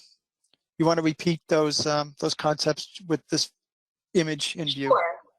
So the question is, so using, for example, these reference points that were approved in the last stock assessment, if we were to have, this was something that we considered within the technical committee, that rate of change, like you could have 3 years that drop 10% each, cumulatively, that would be a 30% drop. Where that falls within these reference points is the question, but you may have a drop from where you are 1 year and 30% the next year and then 30% the next year. And this is where we did look at that magnitude, looking at Southern New England, and found that the drops, the rate of change were higher in magnitude than what we have seen in the Gulf of Maine indices, but we are seeing more years that are dropping in the latter part of the time series for the Gulf of Maine. And so that is where there is concern. For the Southern New England, it was pretty much negative rate of change from, I think it was 1998 forward, but those numbers were lower than what we have seen in Gulf of Maine now. But the proposal or the question for the board is, at what level do you want to trigger management? We can look at rate of change, but it's also, where is that threshold? Is it the dotted line, which is the fishery industry target? Is it something lower than that, like maybe the 25th percentile of the median regime? Or this is what we need feedback on, because if your objective, if you're accepting that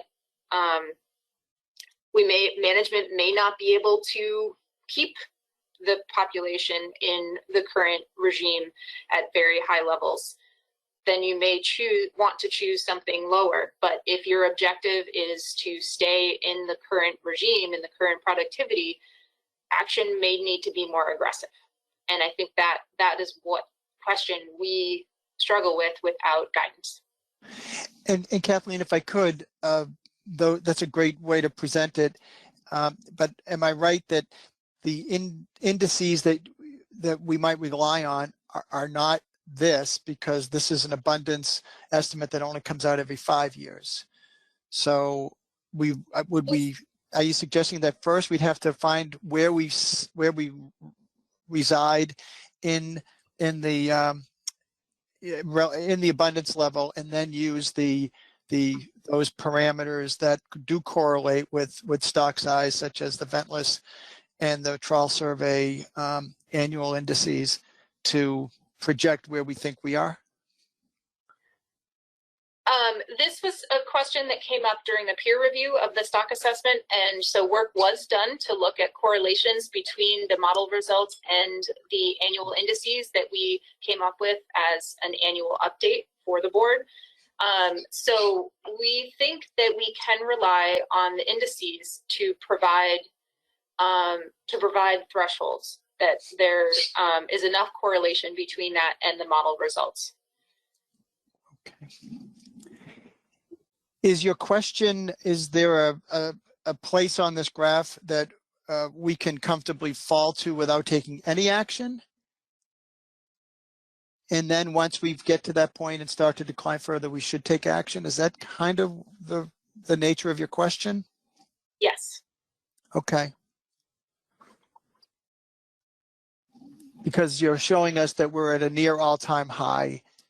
And I guess the implied message here is a decline to some lower level acceptable, and then when should these kick in?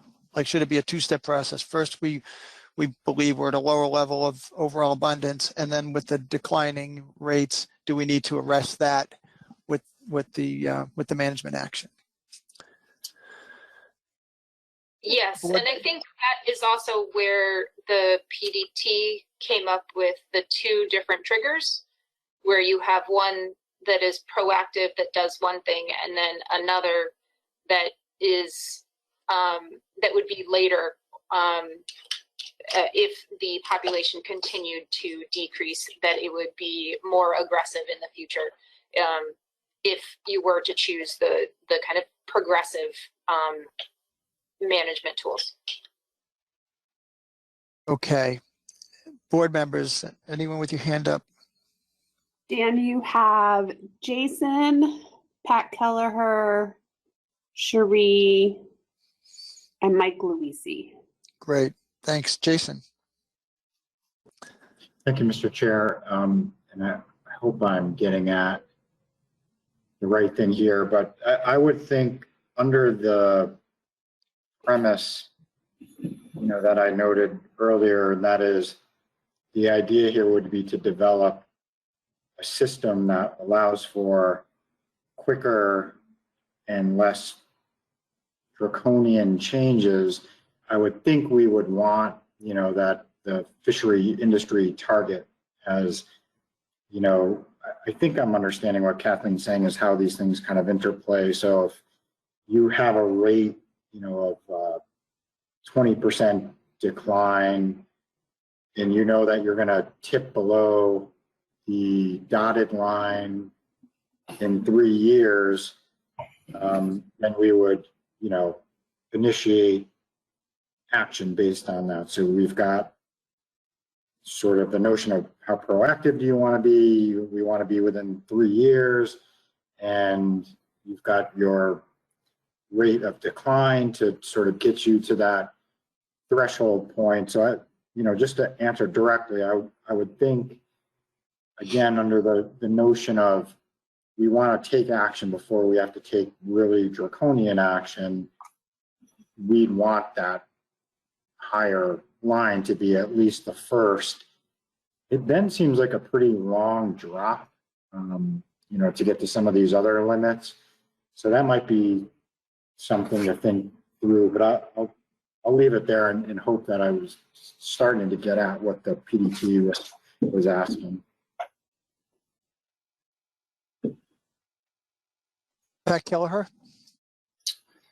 Thank you, Mr. Chairman. I think this chart,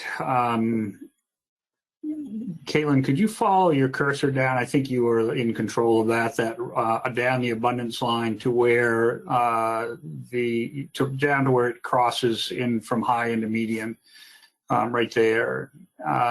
To me, that looks like kind of the sweet spot, and maybe even a little below there for a second trigger. If the first trigger is based on a 20% change over 3 years, then you could think about an abundance trigger that would be triggered somewhere in and around that particular area. I mean, it's a further decline.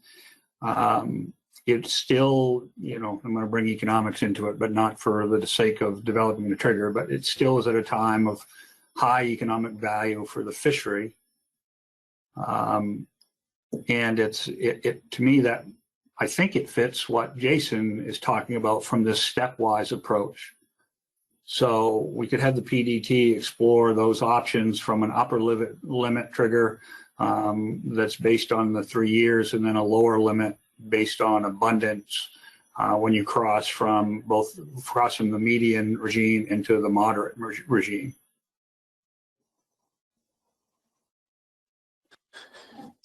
That's a good suggestion. Kathleen, is that the kind of feedback that you're hoping to get? Yes, I think that's kind of a threshold. And the 3 year, I just want to be clear that the 3 year is not, okay, 3 years from now we're going to do something. It's 3 years that show a decline.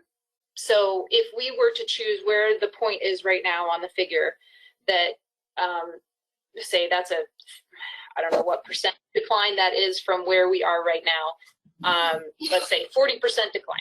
It's not that, but that we look at an average over 3 years to look at the percent or rate of change over 3 years. And if we have hit, it's kind of like the status of the stock.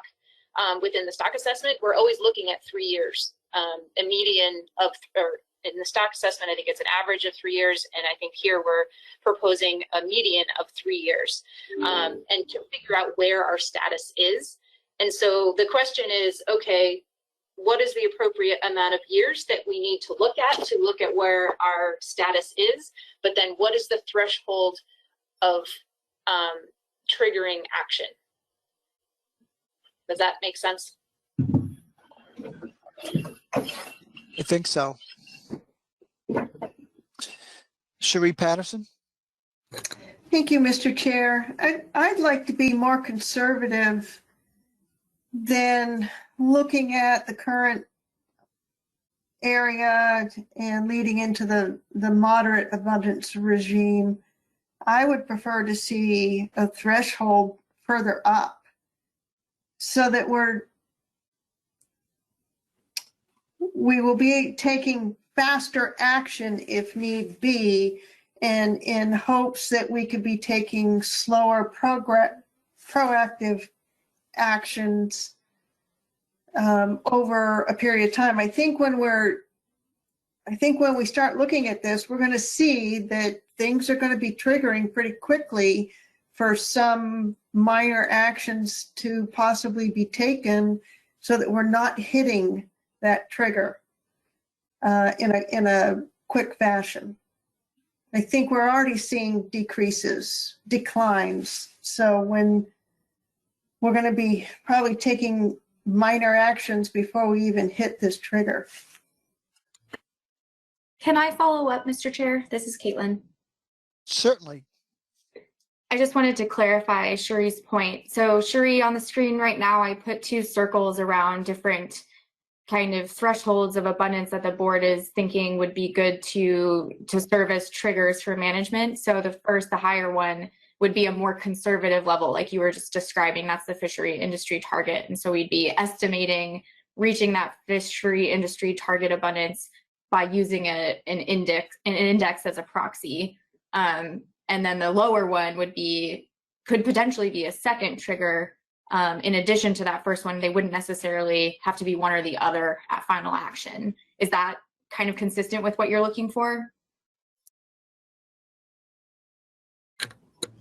Yeah, as well as minor actions even before we hit the fishery industry target, potentially. So just to further clarify, I want to go back to the options that I described earlier. Oh, no, where'd it go? All right, so this slide, just so we can think about this as they relate to kind of the draft options that the PDT put together, that second option there, standardizing some measures, that group would be something that's not necessarily increasing resiliency, but would be implemented to resolve inconsistencies at the end of final approval. And then option 3, or I guess we'll think about option 4. That's the one where standardized measures would be implemented upon reaching trigger 1. So if you're thinking as trigger 1 as being a higher level, is what you're saying you want another option that's to do something to standardize measures even sooner than that? If we're detecting a rate of change at that 20% over a 3-year period of time, yes. Okay, I think I understand. And I think my thoughts, and Kathleen, please feel free to jump in, is that 20% right now is a little arbitrary because we haven't calculated like what the percentage of decline is that the TC. We can calculate this, it just hasn't been done, but what rate of decline would it take to get to that fishery industry target? I think it's probably more than 20%, like you're saying, but okay, we can think about having something in there that's a little more reactive as well.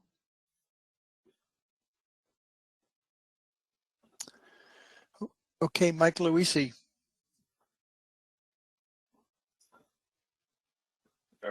I think some of the questions that I had have already been answered, so I'm going to pass at this point, and we can move on.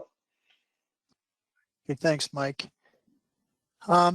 Yeah, so coming back to Kathleen, I guess as I think about how this actually would be executed, I have a little bit of, I guess, nervousness that we're looking at the estimate of abundance, which does come out of the stock assessment. And I just want to make sure that the indices are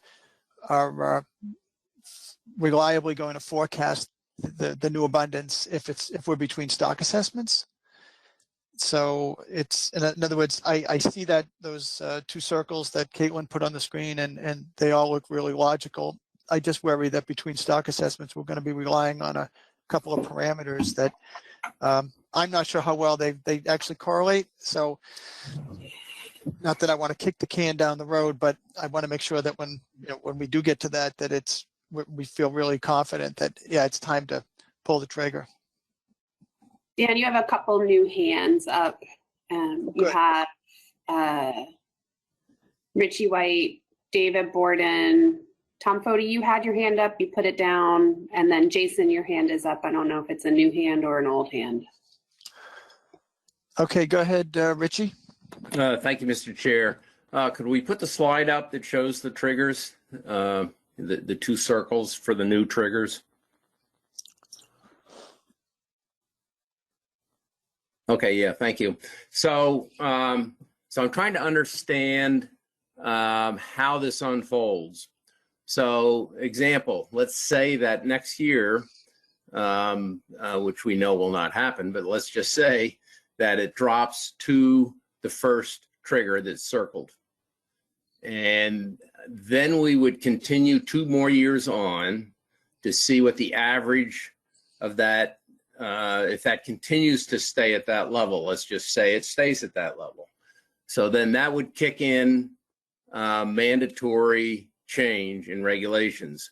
How fast then do those regulations take effect?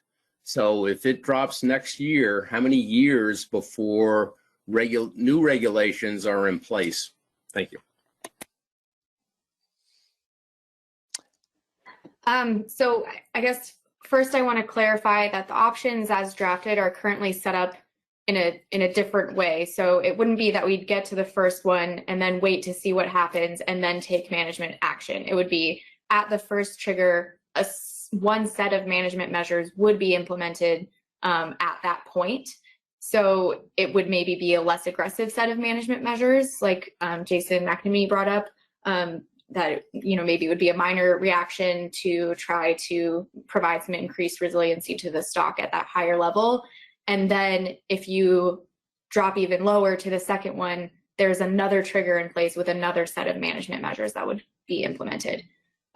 So then to answer the second part of the question about how long it takes after you get to that point, I think it depends a little bit on the timing of when that happens. We're planning to have these annual data updates probably in the fall around the time that we go through the FMP review.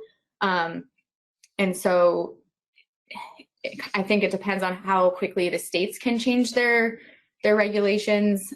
So I don't know if I'm the best person to answer that, but I would guess maybe for the next fishing year, maybe it would have to be 1 year later.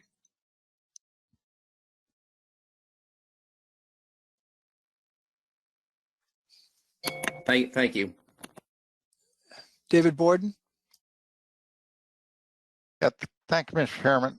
In terms of, this is a question and then maybe a comment. In terms of the indices that are being talked about, we're talking about a composite of the Mass, New Hampshire, Maine survey, the federal survey, and the ventless trap survey. Is that what we would be using for indices?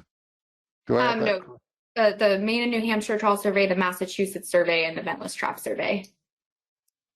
Okay, and the Maine, New Hampshire, Massachusetts survey has not, that composite survey is that, and it's an existing survey, but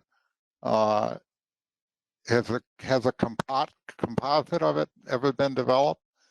there was some phrase in some of the minutes about Burton would need to work with technical people on the development of that. Is that correct? So I think Jeff actually did take a stab at combining those indices already. So we have something that the technical committee has looked at.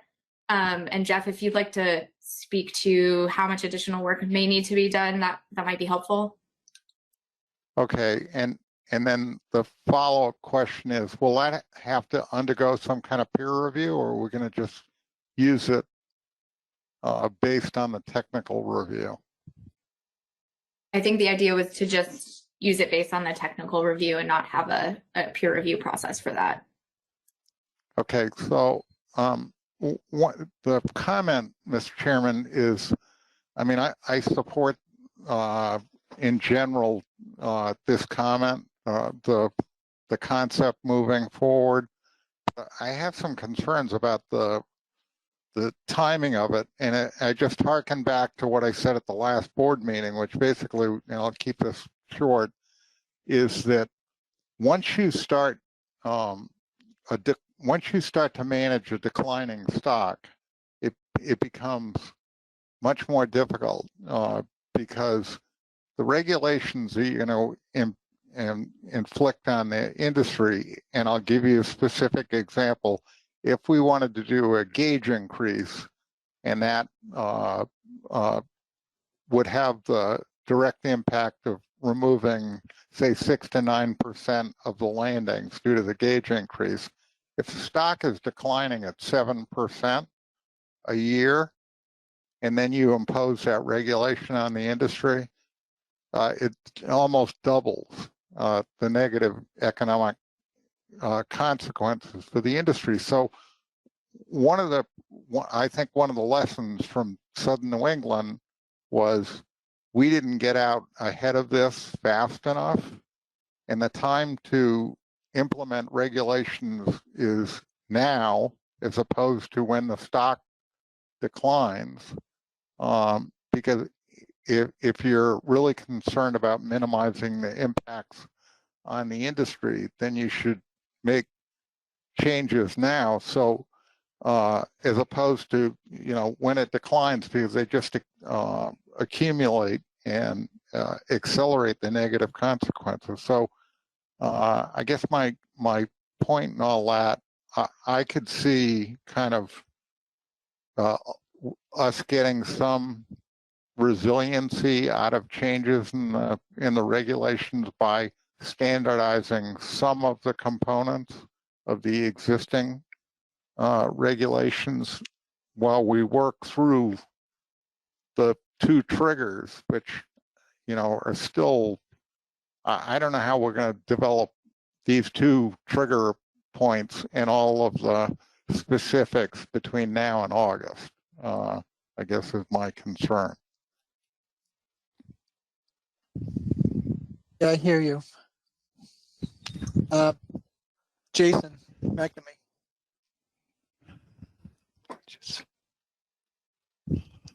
Sorry, Mr. Chair, my hand was up by accident last time I put it down.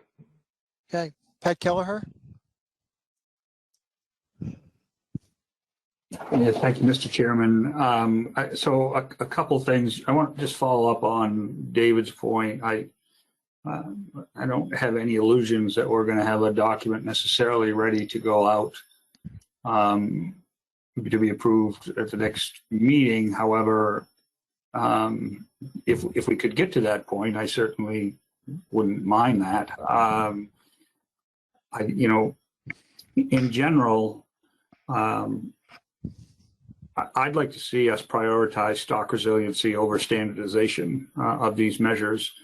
However, I think there are things within standardization that we could do that would be more immediate upon the approval of an addendum, right? Some of the lower hanging fruit to get at what David is talking about.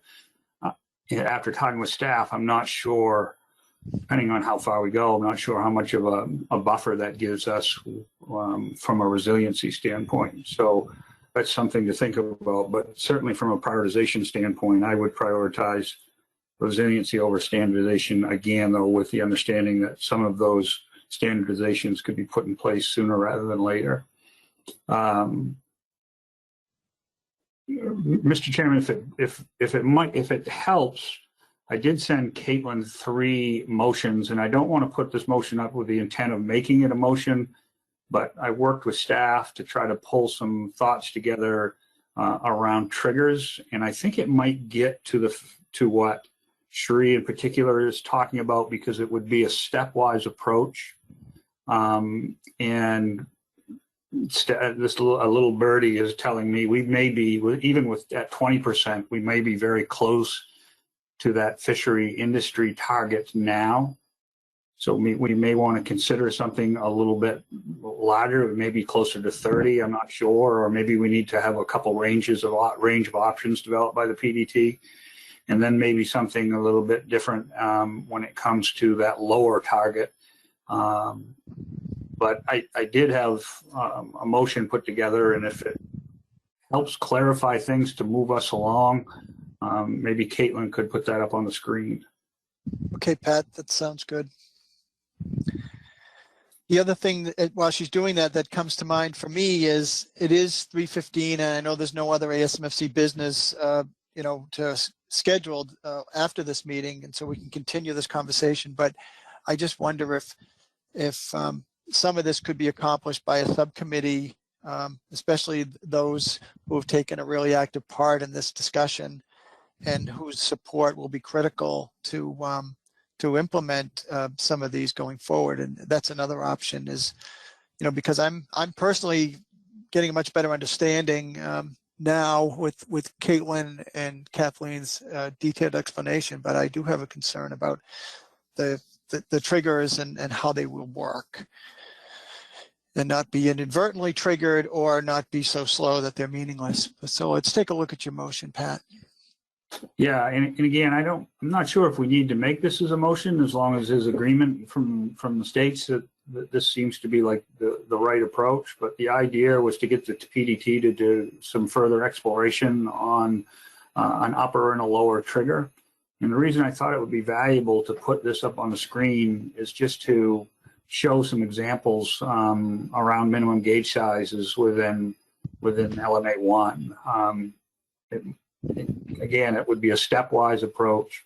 The question would be, is it 20%? Is it 30%? Is that line between the high and moderate regimes the right spot? Does that need to be lower? And maybe those are some of the things that the PDT can help us explore. But this was my intent.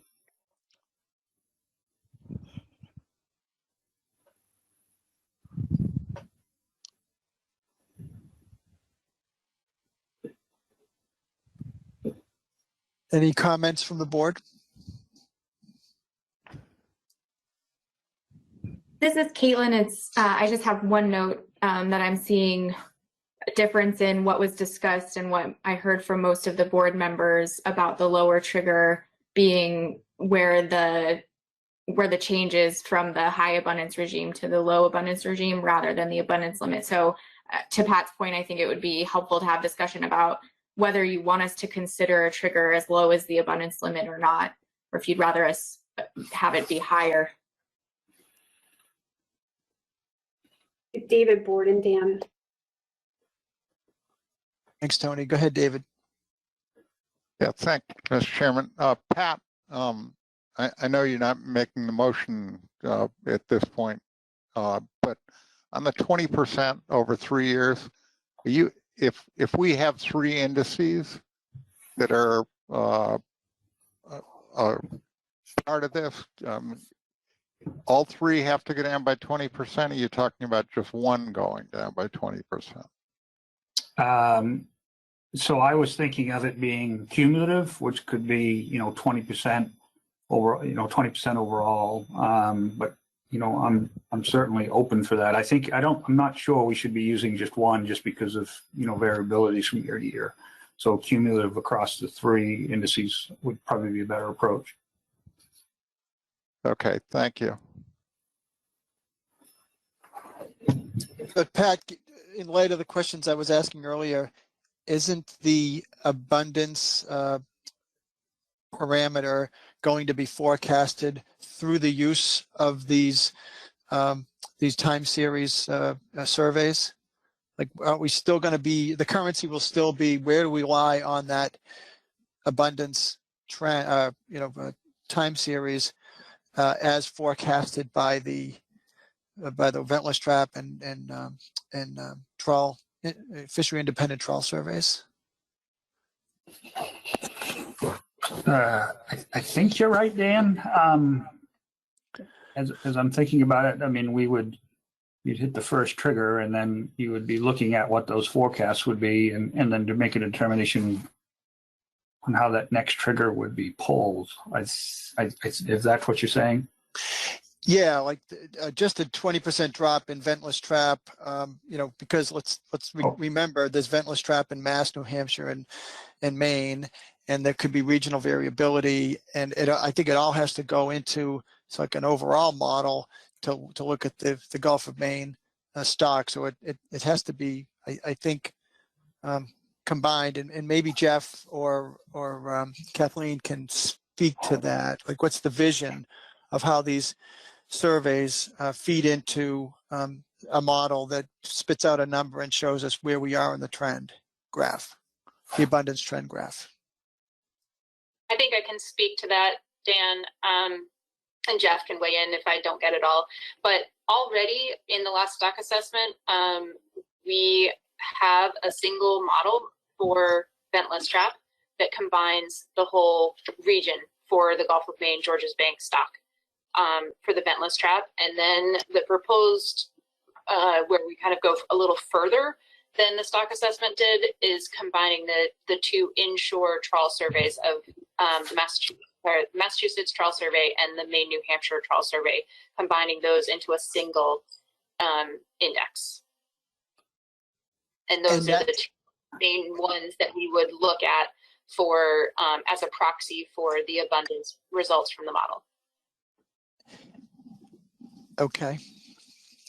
This is Jeff. I could just add a comment. So if we were to use both the ventless trap survey index and that combined Mass, Maine, New Hampshire trawl survey index, that would still leave us with two different time series that we currently have not combined outside of the assessment model into one sort of indicator and one index. So that would be something we would have to explore additionally if we wanted to figure out some way to do that, aside from looking at them individually as two different data streams. Because if we don't, then we're dependent on the stock assessment and peer review to tell us every 5 years where we lie on the trend without being able to do anything in the interim, right? Yes, we do not have a mapping of these outside indicators to the abundance reference, the reference abundance estimates from the model. So there still needs to be some work done to try and come up with that mapping from the individual indices outside of the model to the reference abundance estimates inside the model that we use to compare to the reference points. So, Jeff, do you and Kathleen and Caitlin feel that we could give you enough guidance in this conversation or soon to end so that you can develop this, or would you like to have more back and forth with some of the, like maybe a subcommittee of those who are really active in this discussion to get a better handle on the mechanics of how this will work before we, and it's one thing to talk about the general ideas, but I just wonder if the mechanics are as important as kind of the goals, and that, what do you think? This is Caitlin. I do think, that the discussion questions that the PDT and TC put forward were intended to get that guidance that they needed. And I think they have a handle on how to make those things work mechanically once we have an idea from the board of kind of what levels of abundance you're hoping to maintain and how much of a drop you're willing to tolerate before taking action questions like that help the TC be able to better define the triggers that would be appropriate to make sure that we're meeting the goals. Does that make sense? So I guess I would suggest, I think if the board is in agreement on the issues or the suggestions that have been put forward, then I feel like the TC and PDT can take that information and turn it into appropriate triggers. But if there's not agreement on like the levels, then maybe we should have another couple of minutes of back and forth. But if everyone's kind of agreeing on the same page with what's been said already, then we may be at a good point. Dan, you have 3 hands. I don't know if that's to Caitlin's question or not, because they have been raised, but you have Cherie and Tom. The other hand went down. Tom Foti. Okay, Cherie, go ahead. Thank you, Mr. Chair. Pat, I almost think I was looking at 3 tiers where we're all pretty concerned about what rate of change is happening over the last 3 years. And if the assessment is inclusive of the Maine, New Hampshire, Mass trawl surveys, we have at least a spring gap out of those surveys from last spring, right? Massachusetts, did you guys operate in the springtime with your trawl survey? Not last year, but we're doing it this year. Yeah, so we have a gap that I don't know how that's going to be filled without retroactive thoughts in our future, but so that's where that first tier for me is looking at what we're going to be doing probably right off the bat. And then looking at that rate of change if it hits the, what is it, the fishery something, the dotted line, I forgot what the dotted line was, and then down to your lower trigger being that abundance level that separates the high to the moderate abundance regime. And I'm not sure on this last sentence where you're saying triggers could be associated with stepwise changes to gauge sizes. How quickly can we determine if gauge sizes are effective? Would that be something that we could determine within 3 years, or is that something that you kind of see within a year, within 2 years? You know, that I guess I'd be a little cautious on that last sentence, but the PDT might not even need that if they feel that they can go with what our conversation has been up to this point. Thank you. I'm seeing some edits to the consensus statement on the screen. This is Caitlin. I just wanted to put it on the screen to make sure I was capturing what Cherie's suggestion is and have the board give some feedback on that as well. Okay. Mr. Chairman, could I ask a question to that last point that was made by Cherie? Cherie, what type of actions were you considering? I mean, obviously a gauge change is going to be disruptive enough, but if you had 3, depending on the rate of decline, 3 gauge changes could be incredibly disruptive. I mean, just the time alone to implement, put new gauges out,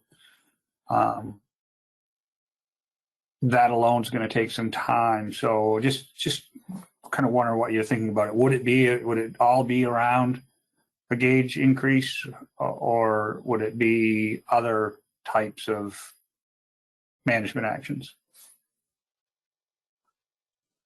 Mr. Chair, can I answer? Yes, please do. Yeah. Thank you. Now, I was looking at all of the options available to us. Gauge changes is one of the options.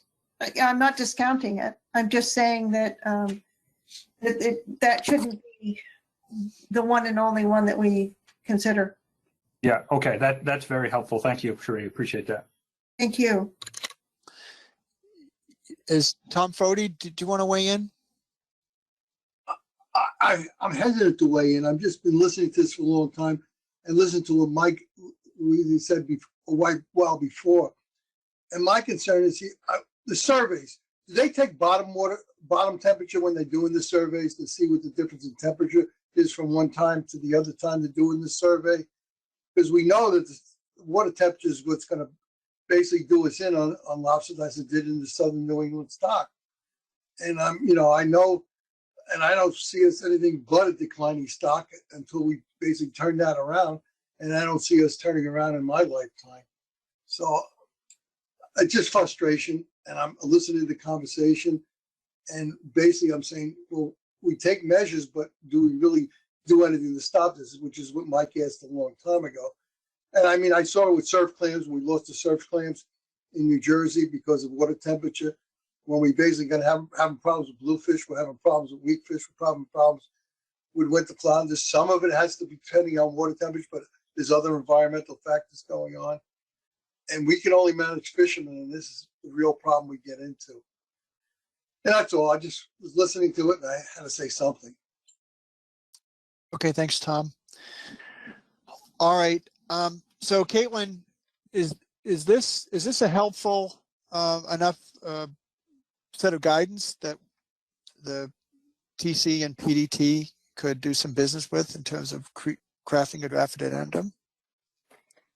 Thanks, Mr. Chair. I guess I have a few questions. I'm going to pull the slide back up with the overview of the options that the PDT drafted, because I just want to remind folks of what's in those. So this option 2, is kind of what Cherie was suggesting with her first tier of immediate management action. So these would be measures implemented upon final approval of the addendum. And the measures that are being considered under that option by the PDT are these. Oh, I didn't unpause my screen. Sorry. So should load. Okay, so this second option, standardizing measures upon final approval of the addendum, what's included in that is implementing standardized measures within LCMAs. So those are the inconsistencies for Outer Cape Cod with maximum gauge size and the V-notch definition and requirement. And then also the option to implement standardized measures for V-notch requirements across LCMAs, and another option to implement standard regulations for the trap tag replacement issue. So those were the only measures that were being considered for implementation at final approval of the addendum. So I guess I want to ask if we should be considering maximum, minimum gauge size changes in this as well.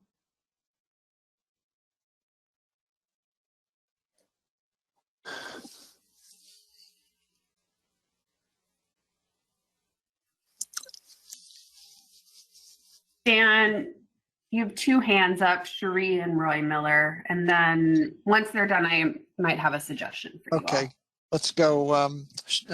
Let's go to Roy Miller first. We haven't heard from you, Roy. Thank you, Mr. Chair. I just wanted to make sure I understood the 3 bullet points that were at the bottom of the draft motion there. Could we go back to them for just a second?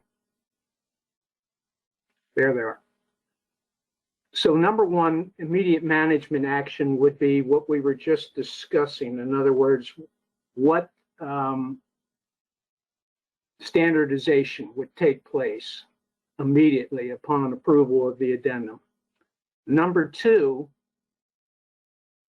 the 20% trigger would take place once we have a data point 3 years hence from that last data point that was in figure 1 for the 2016 to 2018. That's my understanding of it. When it drops 20% below that data point over 3 years for our composite abundance indices, the 3 indices, a composite abundance indice, then a management response would be triggered.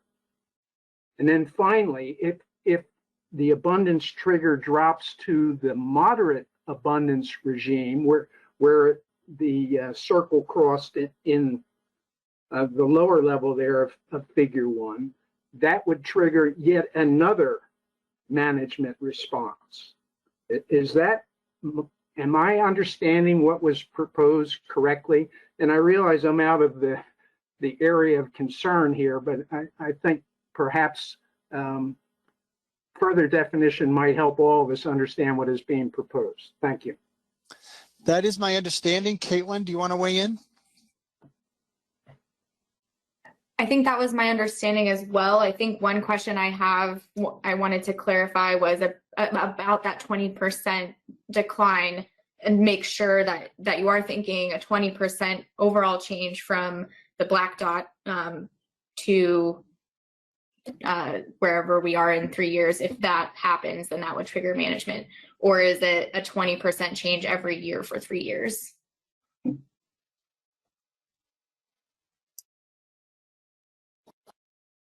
And so, Tony, you had a recommendation?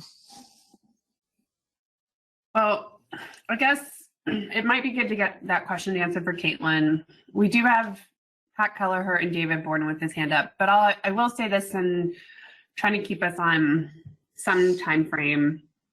I think it would be pertinent to make sure that the TC and PDT have enough direction to start getting moving on some issues. If it's not the board's intention or expectation to have a document approved for public comment in August, it might be good to have a group of board members that we could lean on as the PDT and TC work on the guidance that you've given them. And if they have additional clarification or questions, we could bring those board members into their meetings to provide specific guidance back to them.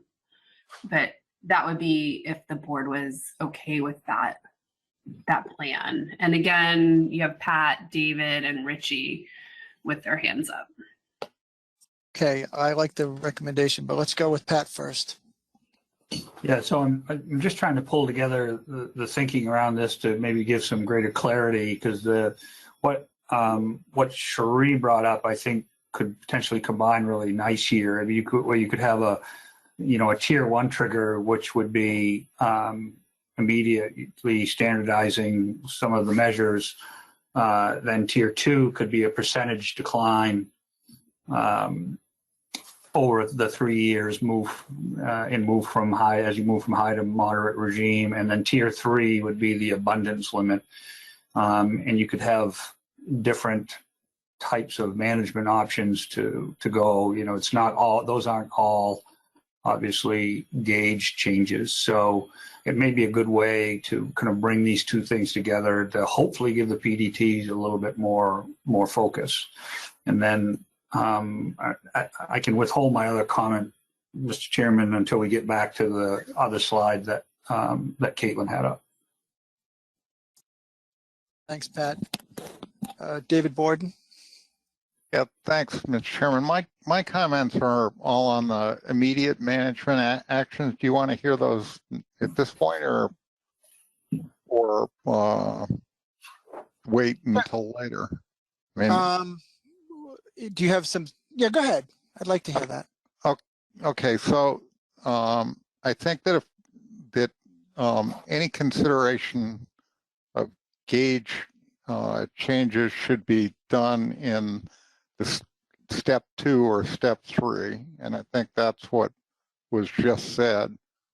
In terms of the vents, I think it makes some sense to consider standardizing the vent sizes, and that I would point one of the things that we found in southern New England is that with the rebuilding a number of these finfish populations, you're much better off not throwing bringing a lot of lobsters to the surface.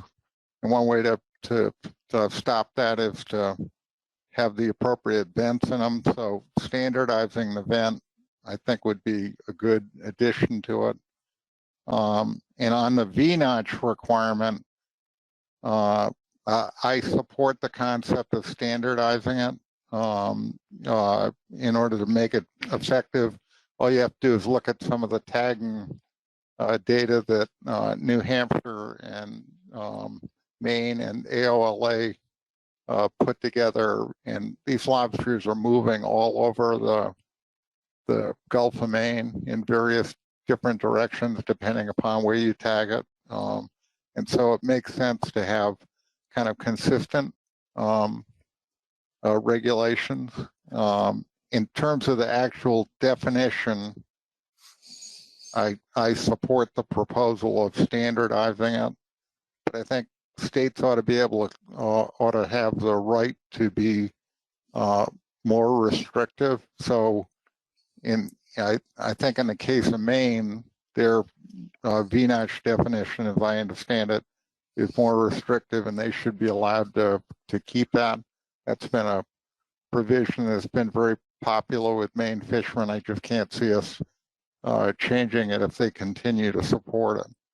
On the maximum size, I think it makes some sense to standardize it. But once again, if an area like Area 3 has a different maximum size, it ends up being more restrictive. Then I think that they should be allowed to keep it. So those are my comments, Mr. Chairman. Thank you. David, if I could ask a question, you talked about standardizing VNOTCH rules. It begs the question for me, coming from Massachusetts, because we have an area 1, where VNOTCHing is mandatory, the action of cutting the notch. And then we have a second set of rules about possessing what has been a VNOTCH lobster. So are you in favor of making the possession rules consistent, or are you in favor of making the requirement to notch consistent? The possession rules. Okay, all right. I think that needs to be clarified, because I think one of these options does talk about mandatory VNOTCHing across LMAs. Yeah, I mean, I actually have a question on that, but to answer your question, Mr. Chairman, that you got two different sets of rules in the Outer Cape. You got federal rules, and then you got state rules. And as a general comment, they're inconsistent with the rules in most of the other areas. I mean, these lobsters move tremendous distances.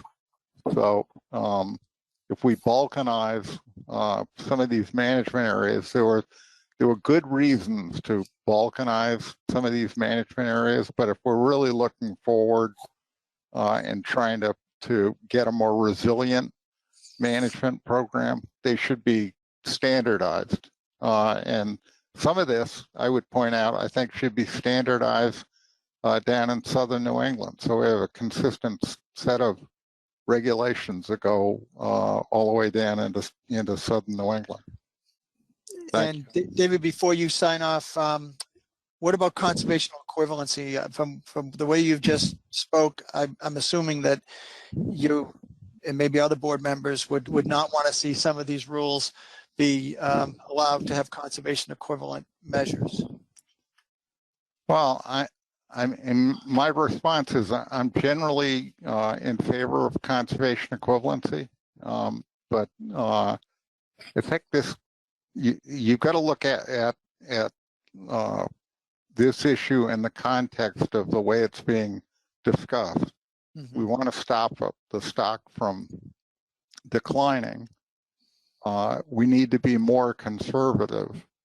And one of the issues with conservation equivalency, and I'm sure we'll get into this on with another species, is how do the rules in one state work or detract from the rules in some other state?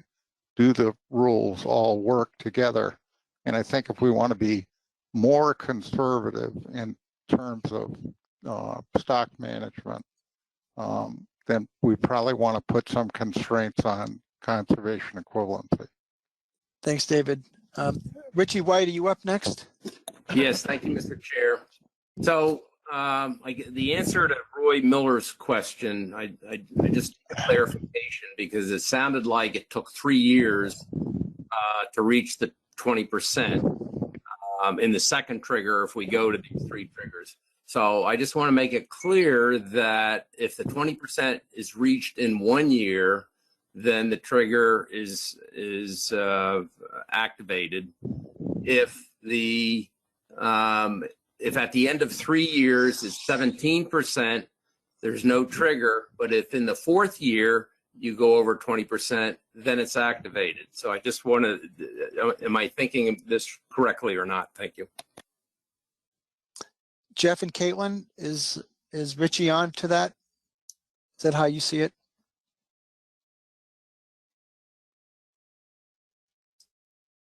I'm sorry, could you repeat? I didn't quite follow. If Richie could repeat that. Sure. If we go over 20% in the first year, the trigger is put into effect.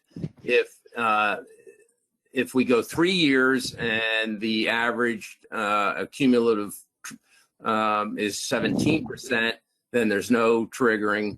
And then in the 4th year, then if it goes to 20%, then it's immediately triggered. Is that a correct analysis?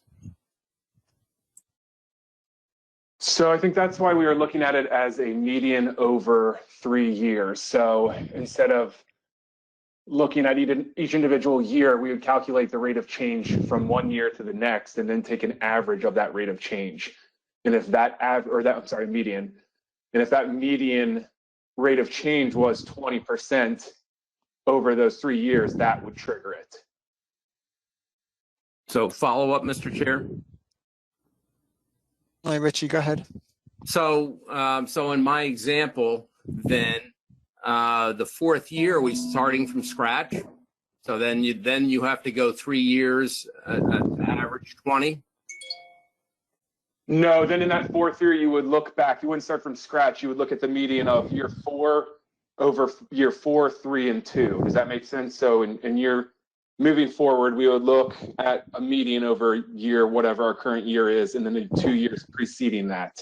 And then when you go another year forward, you would look at the median over that current year and the 2 years preceding that. So it's a moving median through 3 years of time. Does that help? Yes, that helps a lot. Thank you. Okay, so I guess Caitlin, we've made a lot of progress on this. I'd still like to follow Tony's recommendation that we convene like a little subcommittee so that if there's questions as the PDT and TC come up with these specifics, if they could bounce these ideas off of a subcommittee. Tony, can you endorse that? Dan, as long as the board is okay with that, I think it's an okay way to proceed. I just want to make sure that we can have more timely feedback to the PDT instead of having to wait until August. Right. Is there any objections on the board to the creation of a subcommittee of folks who are keenly interested in some of these specifics to be convened to give feedback to the PDT? You have Pat Kelleher with his hand up. Go ahead, Pat. Mr. Chairman, I guess while I would like to kind of bowl our way through some more of these, I understand the reason for wanting to do this, and so I won't object to it. I would like to have a goal in mind here of what we'll have completed for the August meeting. As I said earlier, I can see where this might delay us beyond August, but I don't want to come back to a board meeting in August only to debate these all over again and put us out to October or even into a winter meeting. That's fair. So we would still like to see a draft addendum at the August meeting. Is that what you're suggesting? I'd like that to be the goal, Mr. Chairman. At least give it the old college try here. Sure. Yeah, I mean, I think there were two clear challenges. One is, what are the triggers in terms of, you know, abundance levels, and when do you pull triggers, and then what are the actions? And I think that the group that's been involved with this discussion might be able to give recommendations to the PDT, so that when it comes out in a draft addendum and it goes out to the public, that it has a shot at being implemented. It doesn't create a huge amount of acrimony. Yep, that sounds good. Okay. So in terms of naming the membership of the subcommittee, should we just have folks volunteer to Caitlin if they'd like to volunteer for when we'd have a conference call or a Zoom call at some point with the PDT? Everybody good with that? I know I will volunteer. Pat, I hope you will. Cherie has her hand up. Cherie, I don't know if that's speaker volunteer. Yes, thank you, Mr. Chair. A couple things. Yes, I'd like to be on the little subcommittee, of course. But I also have a question, and Dave Borden, I'm kind of following up with something Dave Borden said. And so I don't need the clarity today, but I'd like to have some clarity on lobsters that are in different habitats. So if we're looking at making all the gauge sizes the same amongst all the LCMAs, I understand that we're managing for one stock. However, they are stocks that are in different habitats, and therefore it was my thought and understanding that there's variability in growth, variability in reproduction and such, and that it's also my understanding that the lobsters that were tagged far offshore, while they moved more north and south and less east and west, or at least dramatically east and west, so that the ones that are offshore kind of stay offshore, far offshore. The ones that they don't generally, there are those exceptions, come to the inshore waters. So if we're looking at trying to standardize gauge sizes, I'd like to have some clarity, and again, it doesn't have to be today, on the variability of gauge sizes that we have now and the reasons why. It was my understanding it's because there are different habitats and different growth rates and reproductive rates. Thanks. Sure, Cherie. And I'm looking at some of the options in the draft document, and some of these options simply raise the gauge an equivalent amount in each LMA, and it doesn't necessarily make it a uniform gauge. So that is an option that we could choose in the end. Yes, I understand that, and I'm appreciative of those options. Thanks. Yep. Okay. All right. So I think we're done with this issue for now. We've got good information on the screen. We've got a commitment to have some members serve on a subcommittee to give feedback and review to the addendum as it's being developed. Are we good moving on from here? Any objections to moving on? Dan, I just want to, since I made that suggestion, I want to make sure that Caitlin and Kathleen feel that they have enough direction to get moving forward. But if they don't, then I think you need to give them a little more feedback.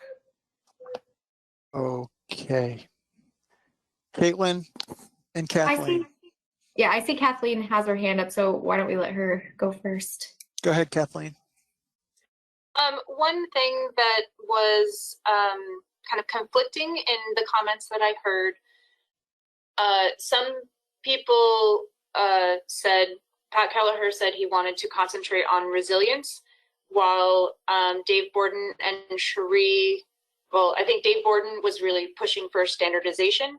And hopefully the subcommittee can weigh in on that and that's more for PDT to decide which options to put forward. But I don't think that, I did not hear agreement on where the board falls on that question.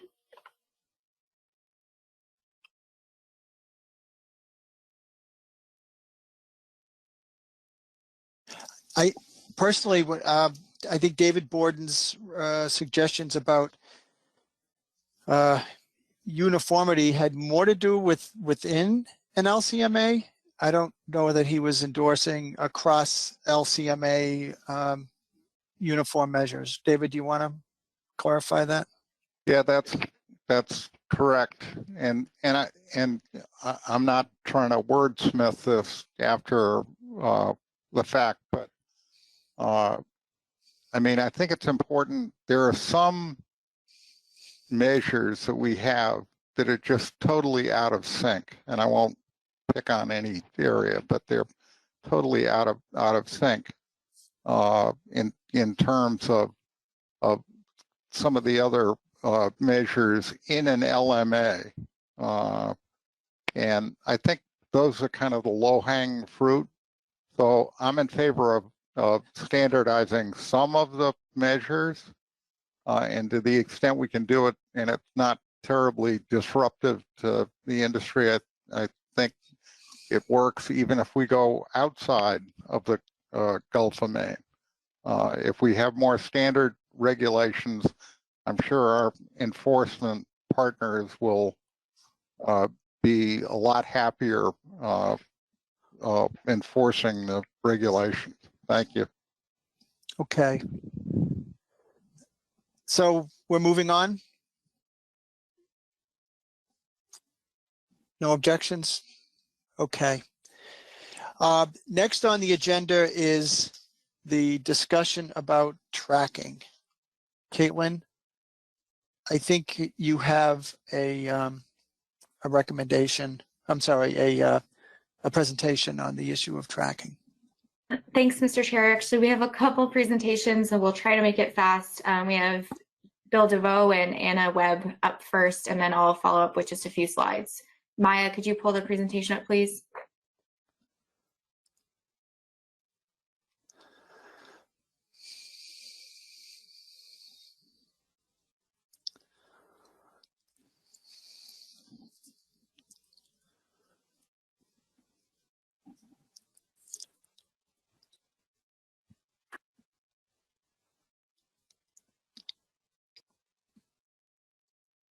Bill, are you on audio? I think we unmuted you before. You should be able to speak. I'm all set. Thank you, Caitlin. Yeah, good afternoon. Thank you, Caitlin. Thank you, Mr. Chairman. Go ahead to the first slide. The next slide. Yeah, so thank you for the opportunity to present today on some recent updates at DMR regarding vessel tracking testing in the lobster fishery. When I last presented to the board in October, I gave an update on the various cellular tracking devices that DMR and DMF had tested as part of the ASMFC electronic tracking pilot project.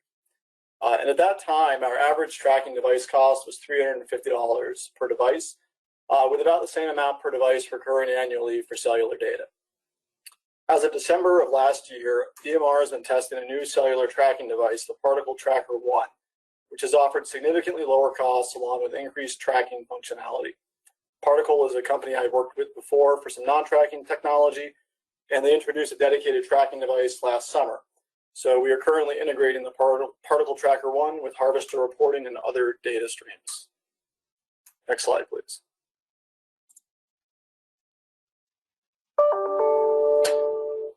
So the Tracker 1s are about $160 a piece. They use a low-cost, rate-limited cellular plan. These plans are based on usage, and since even a 1-minute ping rate consumes relatively little data, compared with a typical cell phone, the plan costs are considerably less. One of the primary drivers of this lower cost is the fact that there are over 200,000 particle devices reporting, versus there's typically much lower numbers for many fisheries-specific trackers. So this means that our initial device cost is cut in half compared to the past devices we tested, and the recurring annual cost is 1/4 of what it was with the previous tracking systems. In addition to the cost savings, now there comes a lot of increased tracking functionality as well. Tracker ones run on an open source software. They can be modified to add functionality beyond tracking. They have an expansion port that supports many common electrical interfaces, and Particle provides lots of tutorials and an active developers online community. The trackers are powered by USB or hardwired. Many of the trackers we worked with in the past had to be hardwired to a circuit breaker on the boat. USB is a great option for getting trackers set up quickly. Harvesters can use a regular cell phone adapter to power the tracker versus having to run a cable down below deck to one of their circuits. The tracker also has a backup battery that can continue to power the tracker for over a day after power is removed. The devices are waterproof, but they seem to work fine from within the wheelhouse. All of our deployments are currently just on the dash of the wheelhouse. DMR is currently testing 5 tracker ones. At the right is a picture of one of these trackers. They're a little bit bigger than your typical wallet. Next slide, please. So DMR has contracted Bluefin Data to develop a harvester reporting mobile app that will meet federal reporting requirements for all fisheries. We are integrating data streams from the Tracker One with this app. As of Friday afternoon, our Tracker One deployments are feeding data in real time to Bluefin Data. We just had a boat come in about 2 o'clock that had a successful upload of their trip locations at a 1-minute ping rate. So as harvesters who have Tracker Ones on their boats test the vessel app in the coming months, their location data will be sent to Bluefin to be submitted to ACCSP along with their harvester report. Since the Tracker One is always on when the vessel is powered, there is no need for the harvester to have their phone or other mobile device running for the duration of the trip. Additionally, if they forget their phone at home or they start their trip report after leaving port, the track is already being recorded. And on the right of the slide, you can see a screenshot from the vessel app of the trip report being submitted. Next slide, please. As I mentioned a few slides ago, tracker runs run on open source firmware. So at DMR, we've made some custom modifications specific to the lobster fishery. The first was adding a Bluetooth interface. The tracker is constantly transmitting its own unique ID so that the vessel mobile app can detect which tracker a harvester is using and associate this tracker with their vessel account. This solves the issue of what boat has what tracker, and it also allows the vessel app to do some basic troubleshooting of the tracker's status. So for example, if I mailed a fisherman a tracker and there was no cell service at the dock where they typically tied up their boat, the vessel app would detect that when it connected to the tracker. Additionally, we are testing Bluetooth gear tags. During the ASMFC-funded pilot project, we tested out gear tags from the company Suckerfish, and we're trying to integrate similar functionality for a lower cost. So we've set up the Tracker One to detect the unique ID of these tags as they transit on and off the vessel. So the tags can be used as trapper end line tags or on mobile gear like otter trawls or scallop dredges. The tags are about $20 a piece. Battery life should be at least 5 years, although it might be as high as 10 years. There remain some questions about how the production of these tags would scale up. The software side is set, and we're working on some field tests in the coming weeks to determine the efficacy. Lastly, for integrations, DMR we tested out, but didn't deploy the option of a button board to allow events on the vessel to be sent back with the tracking data. It's more of an option for specific research projects, not fleet-wide. And additionally, we're investigating the requirements for VMS type approval to try to help ease the adoption of these trackers. This comes with a fully recognizing that VMS devices traditionally offer much different functionality than most cellular-based trackers, and the type approval process may be incompatible with these newer tracking systems. Right is the screenshot from vessel of the current method of capturing fishing location. Next slide, please.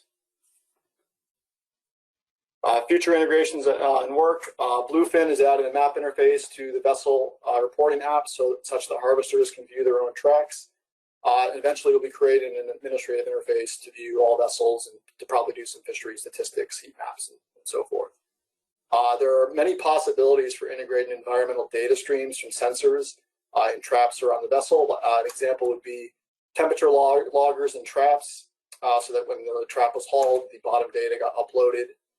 The tracker could almost be a hub for transmitting these data streams back to shore. We also talked about integrating the Tracker One with a plotter or computers in the vessel to show the position of gear and allow some two-way communication similar to some VMS devices. So that's my update from DMR, and I think Anna is next, and then Caitlin will do some questions after that. Thank you.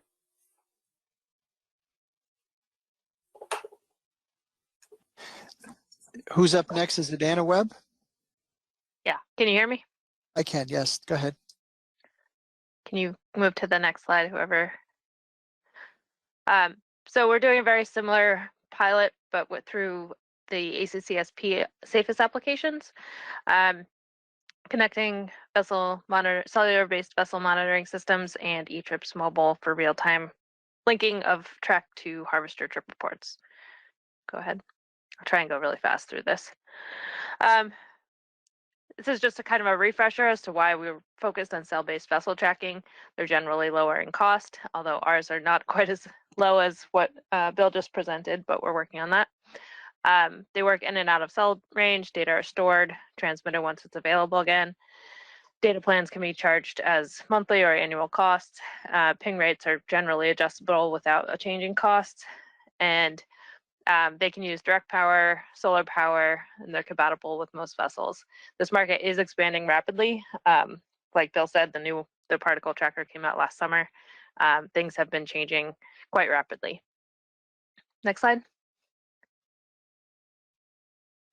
So for our project, we had a couple of objectives. Basically, we're testing the ability of 5 different devices to collect vessel GPS information, working with the APIs for each type device company to acquire those tracks and link them to the harvester trip report submitted via eTrips Mobile.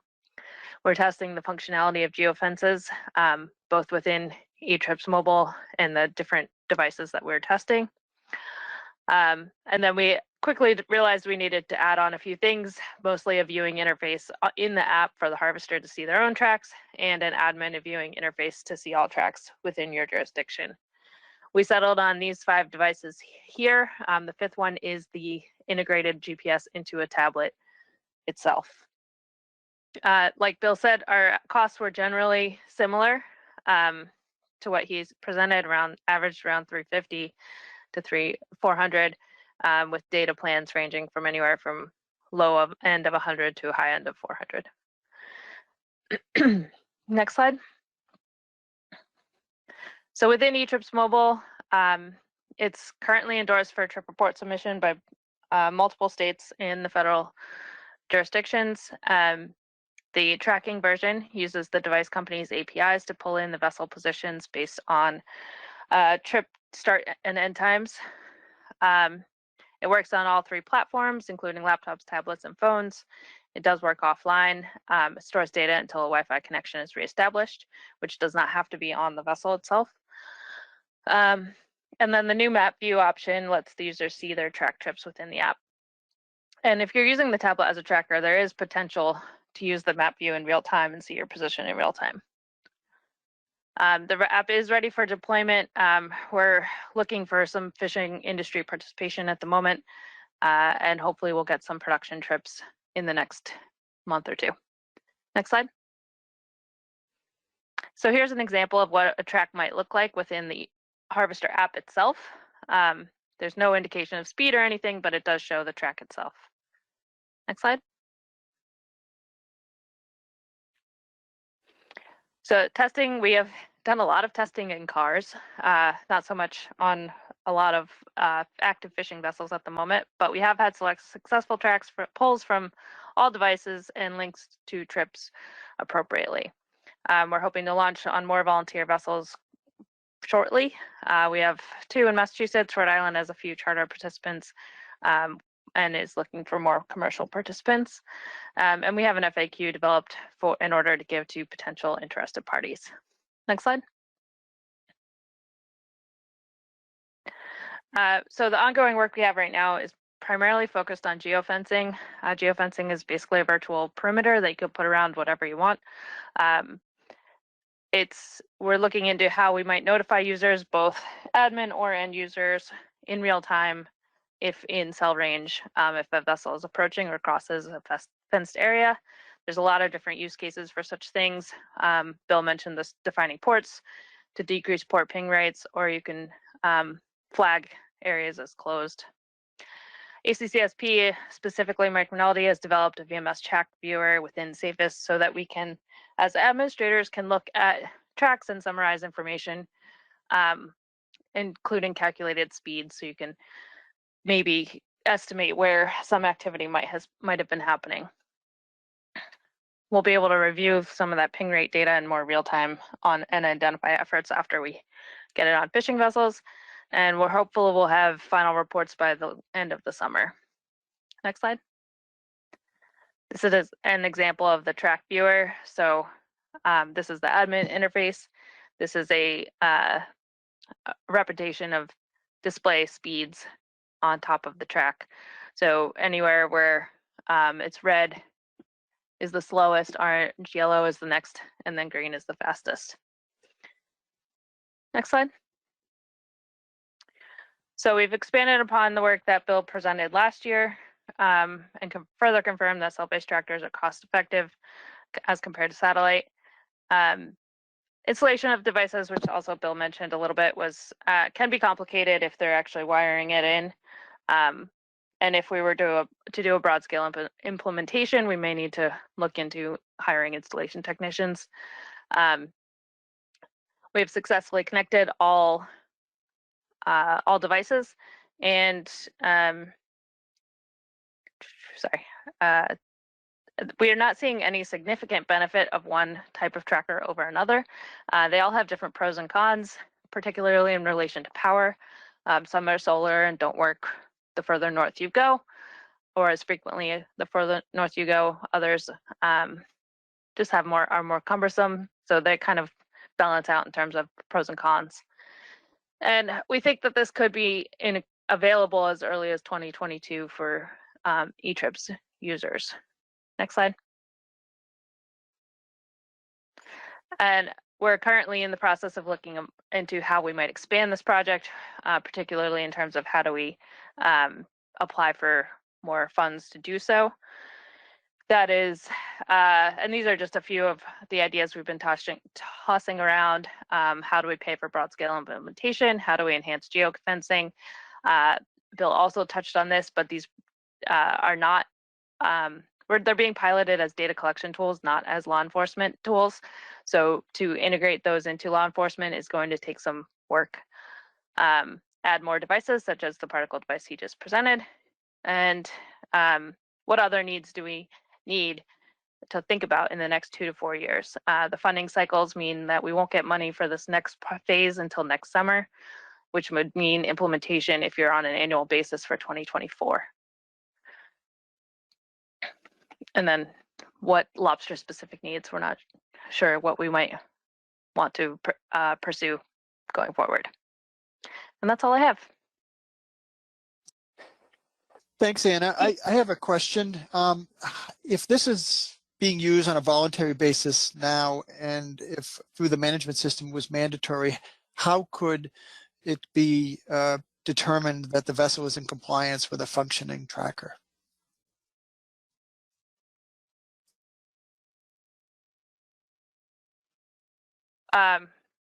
Well, we'd be able to see if, I don't know how you do it before they reported, but once they start reporting, if they're not also having tracks with those reports, we should be able to see, like, if we know who's getting what device, then we can see whether it's turned on or not.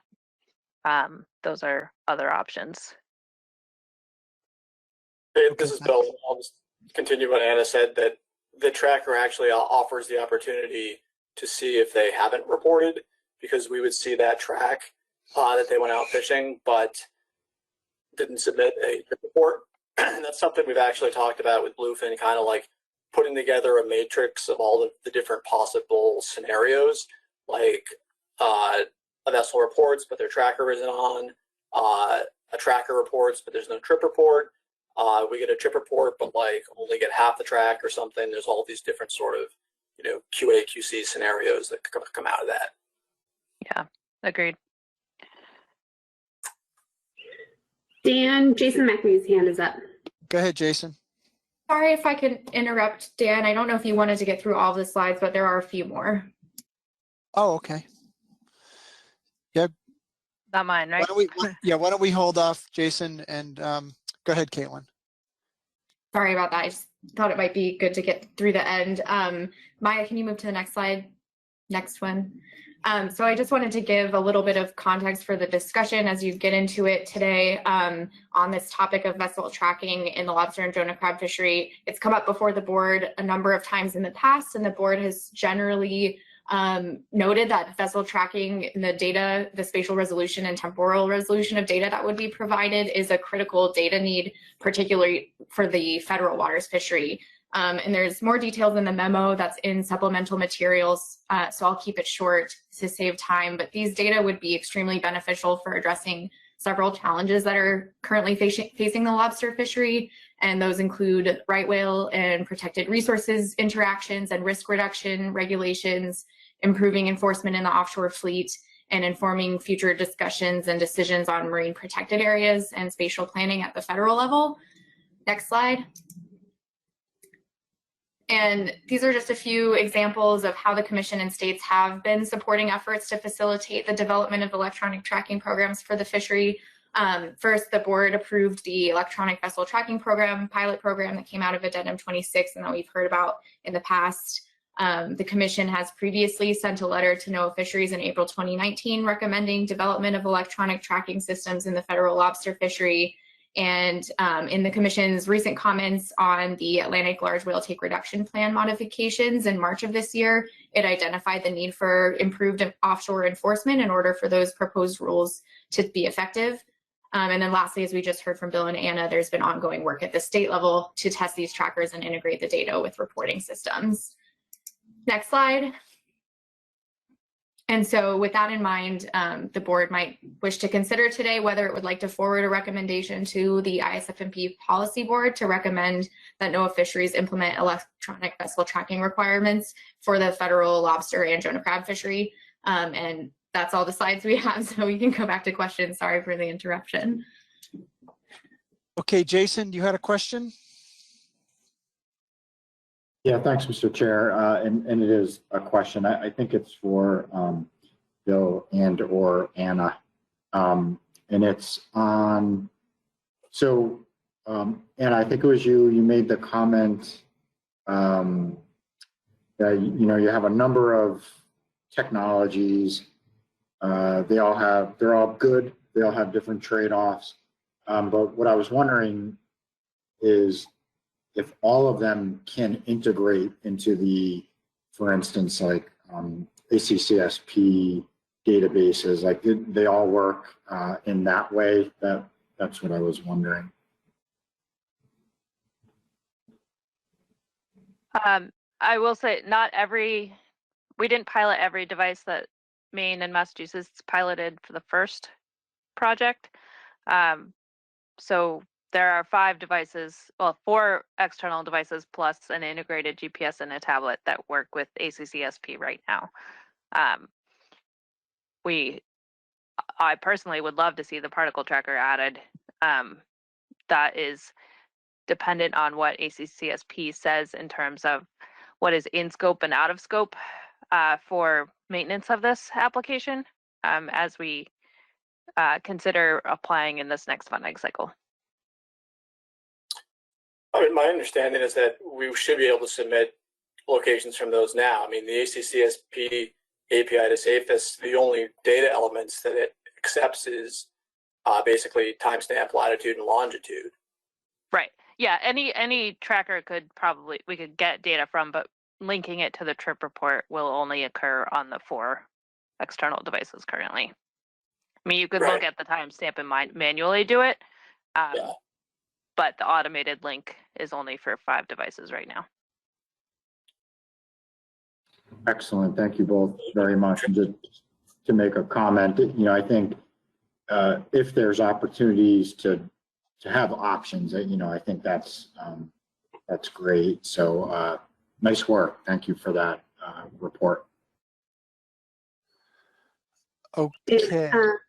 Allie Murphy has her hand up. Great. Okay, so we have a board consideration. Time for the discussion. Allie, do you want to start the discussion?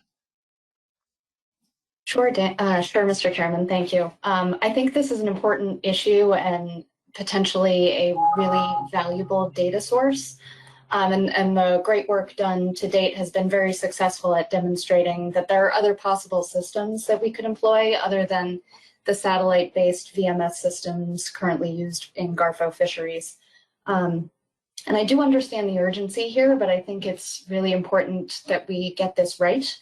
And so I'd urge the board against sending a recommendation to NOAA Fisheries as outlined in the April 27th memo, and instead develop this program through a commission addendum process.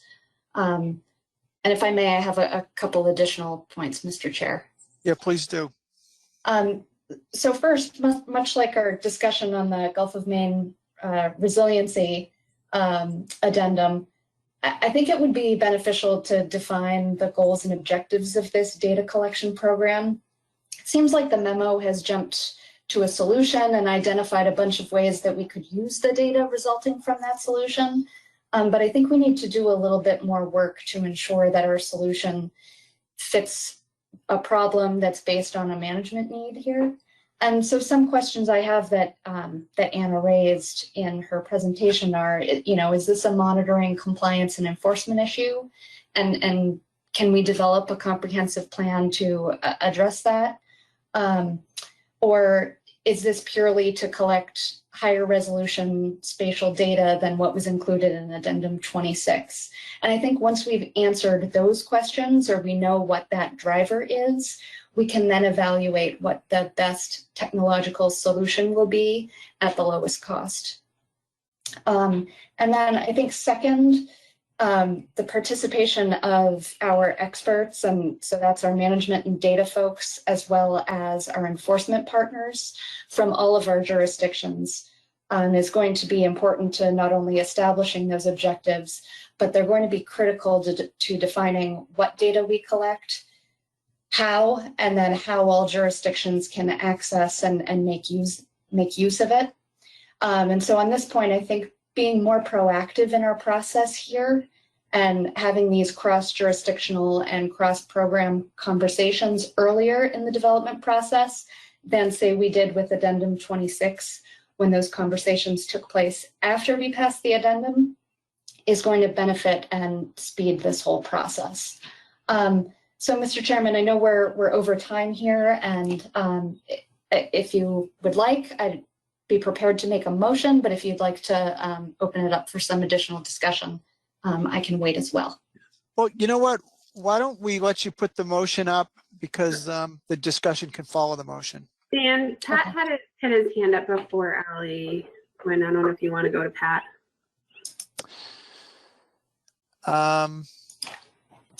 Sure. Okay, so hold on a sec, Allie. We'll go to Pat, and I'll come right back to you. Thank you, Mr. Chairman. I have to say that I'm in very much in firm opposition to many of the points that Allie has just raised. We're in a situation where we have spent a tremendous amount of time looking into these issues around trackers. As you heard from the two presentations today, we have many options. Those options will be critical for the agency to have in place moving forward, based on what they've done in the past with VMS, having additional contractors available so nobody's stuck in a single box as far as what technology they'd be able to use. We have the ability to house this data through ACCSP, which is a critical component. I would argue that we have the goals and objectives, and Caitlin could back up one slide for the points to consider. Those points are key here.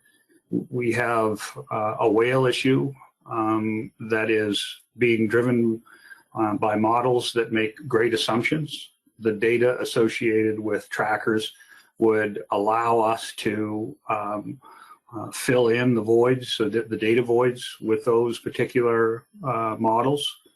The offshore enforcement issue is critical here.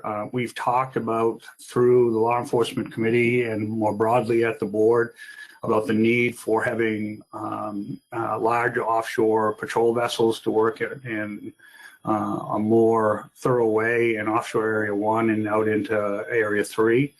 But we've kind of said right off the bat that after looking into those issues, that a tracker will only make that work more efficient. We now have NOAA OLE looking at the use of remote vehicles, remote operated vehicles in order to, submersibles, excuse me, in order to check that gear. Well, you have to be able to find the gear in order to be able to check it, and trackers would allow that to happen. And, you know, these marine protected areas and marine spatial planning efforts that are underway, President Biden has his 3030 initiative. Again, incredibly important data to be able to fill in the voids there. I just look at the amount of work that we had to go through on deepwater corals in Maine, pulling that information together, months of interviews with harvesters by multiple members of my staff in order to pull that together. We could have had that done in a matter of hours if we had this type of data. So I also don't believe that we are under any obligation by statute in order to move forward with a letter of recommendation from the policy board to the agency. I've heard about this. I've had conversations with folks within the agency about wanting to see an addendum, but we don't have the time. Let's just make it really clear. We don't have the time to go through this process in order to advance this work that needs to be done. I think we need to do it jointly. I think we need to do it in partnership between the agency and the states and the commission. But time is of the essence, and we need to have something in place, in my mind, by January 1st of 2023 in order for it to be useful for the conversations in particular around whales based on the biological opinion and the framework, the timing of the framework that's been put forward. Okay, so thank you, Mr. Chairman. Yeah, and I would have a motion as well in case we need to. Yeah, I'd like to let Allie finish her arguments. Speaking as chairman and also as somebody who's dealt with NOAA on issues of VMS and VTR, access to VTR data, and the very difficult challenges of those 10-minute square conversations where NOAA goes forward with something and then we all try to get access to it. It's really challenging. So I'm interested to hear from Allie, you know, her argument about the advantages of the addendum. But Allie, why don't you complete your argument before we go back to Pat? Thank you, Mr. Chairman. Do you want me to make that motion now? Yeah, well, just tell us what you have in mind, but sure, put it up if you'd like. Yeah, so I think I would move to initiate an addendum to develop objectives for collecting high-resolution spatial data, identify technological solutions,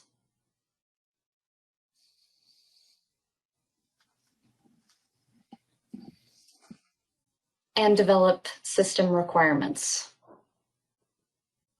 Can you repeat what you said after identify, please? Technological solutions.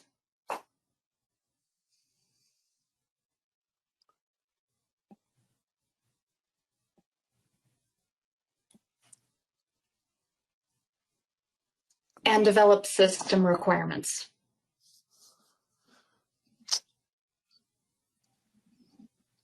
Okay.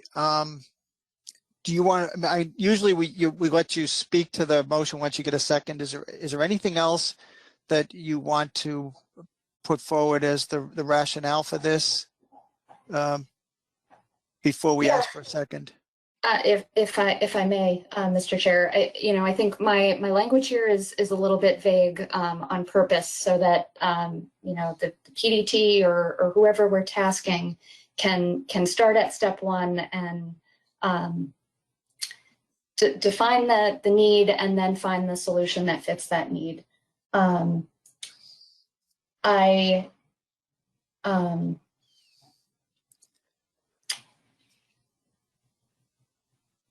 I guess I can leave it there. I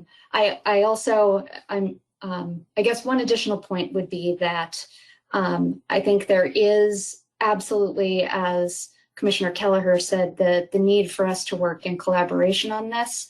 And I think the commission process is the way to do that. I think if this is kicked to NOAA and we do this all, internally, there's not a lot of ability for us to check in with, our state partners and with the commission on what we're doing until we've proposed a rule. So I think this will be the most efficient path forward. Okay, Ally, thanks for that. Thanks. Can we get a second from the board on this motion? We have hands that have been up, David, so I'm not sure if these hands are for seconding the motion or not. So if someone is seconding it, could they just voice that second? This is Cherie.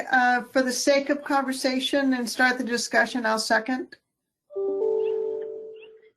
Thanks, Cherie.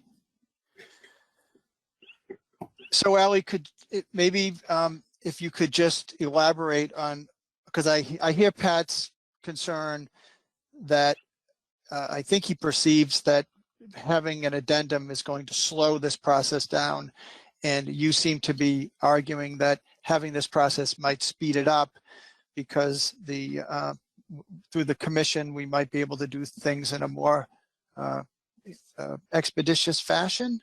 Can you speak to that? Yeah, so I guess part of my fear here is, if this is kicked to us, as I just said, without the ability to check in with all of you on the development of this program until we have a proposed rule, I fear that we're recreating some of the mistakes we made with Addendum 26 by, doing that hard work of understanding each other's programs and finding solutions that work for everybody too late in the process, and that will slow things down. I also think some of the work that this group could do up front will aid in in my potential rulemaking process later on. Having those goals and objectives clearly defined, and having some information on costs, and that some of that probably has already some of that work has already been done, and will also help me with the justification that this really is the lowest cost solution for the problem that we're trying to address. Okay, thanks. Any discussion on the motion? So you have Pat Kelleher, David Borden, Jason McNamee, Cherie Patterson, and Mike Luisi. At some point, Dan, I would like to ask some questions potentially about these objectives that Ally has described, but let the board have some discussion first. Okay, so I've got Pat Kelleher, Dave Borden, Jason McNamee, Mike Luisi. Who else? Cherie Patterson. All right, Cherie. Okay, Pat Kelleher, go ahead. Thank you, Mr. Chairman. And I appreciate Ally's points here, but I still have to disagree where we're at. We could go through an entire addendum process, and there's zero guarantee that at the end of the day, we will have this work completed by the agency, and there's examples of that are in play right now. What I would like to do is make a motion to substitute, and Caitlin has that language. Okay. Dan, could you let me know? You sent me a couple things, so I just want to make sure it's the third one. I'm sorry, Caitlin, are you asking me to send you something? Oh, sorry. I meant Pat if I said Okay. Dan. I'm sorry, mixing up names. Pat, are you talking about the first motion? Recommend a letter that the policy board write a letter. Maya, can you pull that motion up, please?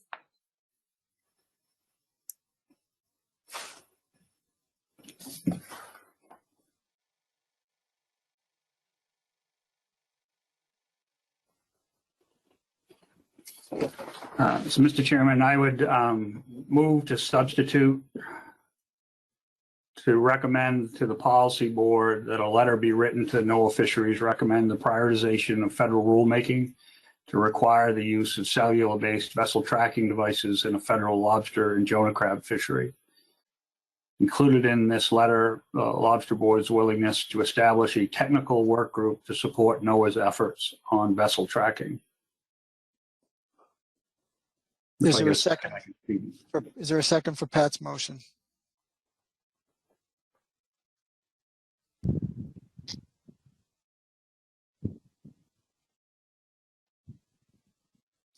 Tony, any hands up? We have all those same hands are up from before. So if someone could just voice their second, it's hard for me to tell. Second, David Borden. Second by David Borden. Okay. Can we have discussion on this motion?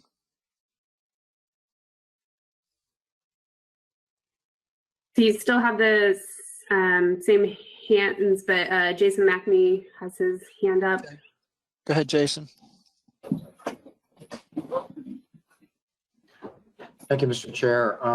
So now I'm sort of wondering,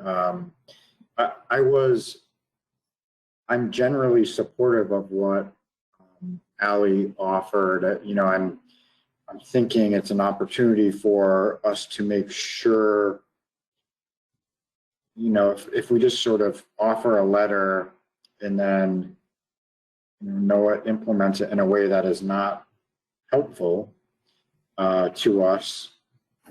You know, I saw the addendum as an opportunity for us to make sure the way it gets implemented is going to work for the states. And I guess, you know, an addendum process doesn't feel like an enormous amount of time. So I was supportive of that. And now with Pat's substitute, I guess I have the question of, I like that too, because again, it's my view that this technical work group would serve that same purpose. In the end, I just want to make sure that NOAA gets guidance from us, from all of the work that we've been doing to, you know, make sure that this gets implemented properly. So I guess I'm wondering what Ally thinks about this, you know, the second part of Pat's new motion here, that we'll put together a technical working group to support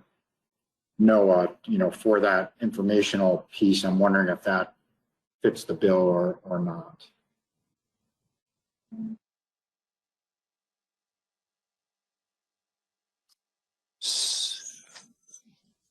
Ally, do you want to speak to Jason's question?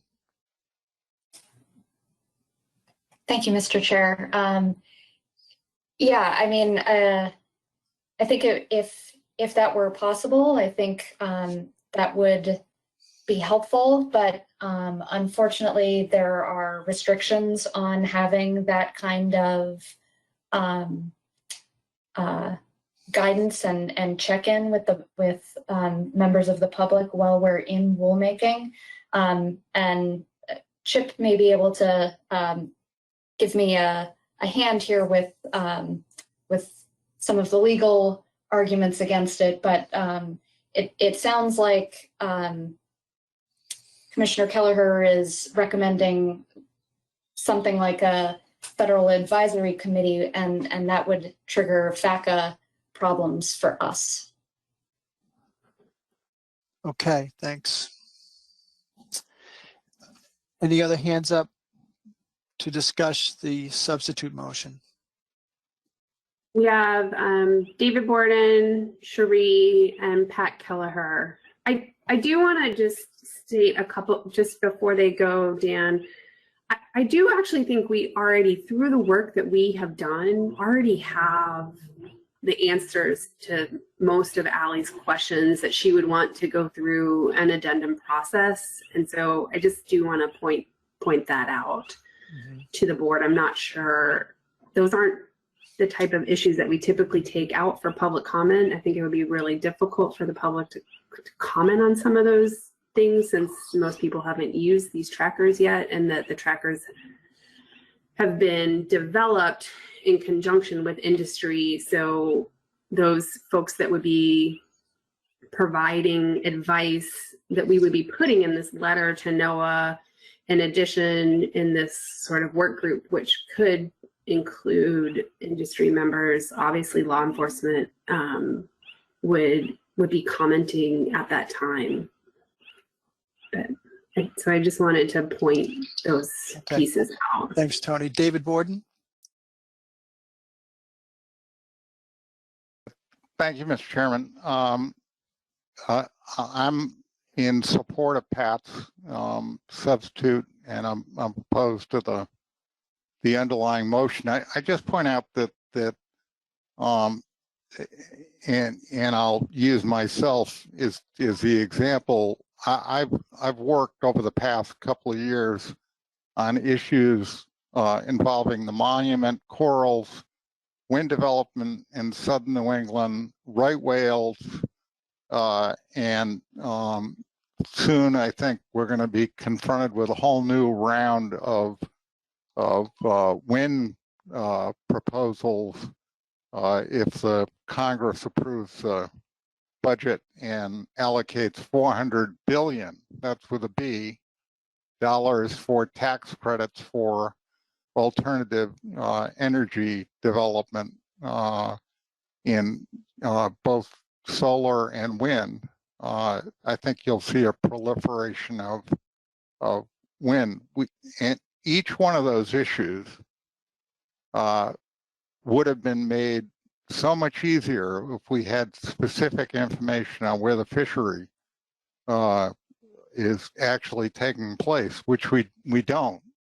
With all due respect to NOAA, the use of the current reporting system does not lend itself to reporting in a really defined spatial area. And so we're constantly, with all of those issues, we're constantly in the perspective of, well, is there a fishery there? How much of a fishery takes place? And so we need this type of information. I also point out that the recommendation by Mr. Kelleher only applies to federal permit holders. It does not apply to state permit holders. So if it's only going to apply to federal permit holders, I'm not sure why we need a addendum in the first place. And then the final point is on this issue that Allie raised about, certain laws and regulations. And I think it's incumbent upon the leadership of the commission, if this motion passes, to the substitute passes, to work with NOAA to work through those issues and try to eliminate as much of the confusion that might ensue. I mean, on the confidentiality provisions, most of the state personnel that have led the work on this and done a lot of fine work on behalf of the state agencies on this issue. All of those individuals can be bound by confidentiality agreements. So I think this is something that we can send a letter, but then commit ourselves to partner with NOAA on the details in an appropriate manner. Thank you, Mr. Chairman. Thanks, David. Jason McNamee?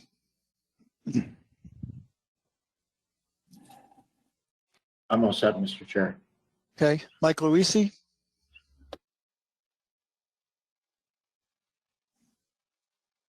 Well, thank you, Mr. Chairman. No, the questions that I had have been answered. And yeah, I'm good to go. I'll pass. Thank you. Okay, Sheree Patterson. Yes, thank you. So I'm probably going to be voting yes for Pat's motion to substitute, especially since I heard that an addendum isn't really needed for this. The objectives are already stated as to why we need the high resolution spatial data. And I guess I need some sort of confirmation from either Chip or Ally as to can NOAA in fact move forward with rulemaking based on a technical work group input, or do they really have to shut off all communications with the public, and I put that in quotes, in order to develop some sort of vessel tracking? I guess I'm concerned about timing here, and I think we've got all the information needed to pull together something by a timeline of January 1st, 2023 right now. But I guess I need to hear substantively from Chip as to whether that is correct or not. Thanks. Thanks, Sheree. Can we get some feedback from NOAA Fisheries? Either Chip or Ally? Chip has his hand up, Dan, and he should be unmuted. He just needs to unmute himself. Thank you. Hi, everybody, and thanks. This is Chip Lynch with NOAA General Counsel. So to Sheree's point there, and Pat's point, there's not a legal restriction that prohibits NOAA from beginning a rulemaking without an addendum.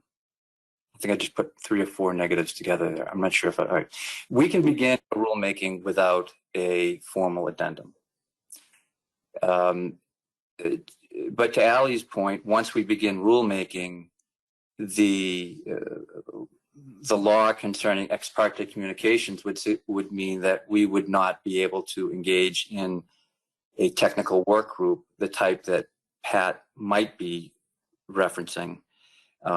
We have all sorts of federal advisory committee, you hear of it as FACA, restrictions that prohibit there being a group that makes recommendations, a special blue ribbon panel that they get special access. I would note both with Ally's motion and Pat's motion that there is a certain commonality to it. They're not mutually exclusive. It seems as though both are calling for process. It's just when that process occurs. Legally, there is the potential to have that process occur before the formal recommendation. And that would allow for further, a little bit more time for this to bake, but wouldn't necessarily slow down anything. And potentially need not even have to be an addendum. But it would be the convening of a group before the letter was sent. But I'm not suggesting that. I'm just noting that there is potentially a hybrid here between the two motions that is something that the board might want to consider. Thank you. Thanks, Chip. Chip, could you answer a question for me? And it has to do with access to the data. And given our experience with VMS, and how difficult it is to get access to VMS unless you're approved, I guess, by NIMS law enforcement or some folks at NOAA. Is it possible if this goes the federal route that the states may have less access to this data than we want? Sure. So I would think that that would be one of the issues that folks would want to discuss. Is it possible? Oh, absolutely, it's possible.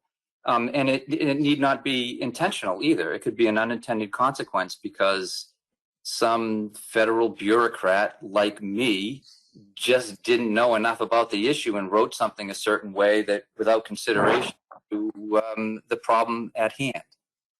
So,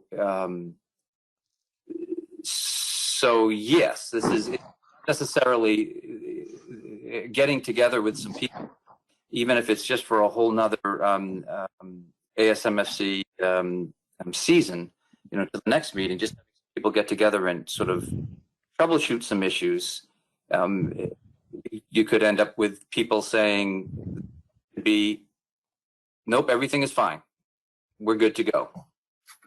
Or not. And I think that would be time well spent in something that doesn't slow things down. Thanks. So as I understand these two motions, if the substitute passes and then is made final, then the policy board would be recommended to write a letter, and the response to that letter could still be from NOAA Fisheries telling the policy board that we think you should do an addendum.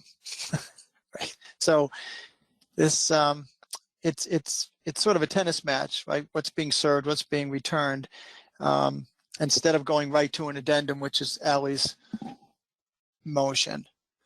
So I think is there anyone else who wants to comment on the substitute motion? Because we might as well take a vote soon. You have Eric Reed, David Borden, Jason, and Pat Kelleher. They've all had their hands up. All right, Eric Reed, go ahead. Yeah, thank you, Mr. Chairman. So I don't know how many votes already have satellite tracking devices, so I'm not really sure why we can't use those objectives to justify anything we do. This cannot happen fast enough. So I would support Mr. Kelleher's motion, but I have a question because it says to require the use of cellular-based tracking devices in the federal lobster and Jonah crab fishery. Now, my boats, they have lobster permits, but they've got satellites.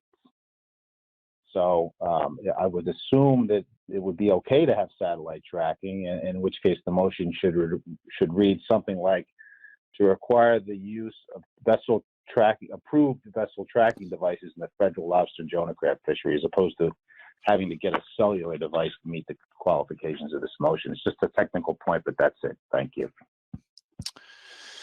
Pat, do you accept that as a friendly amendment?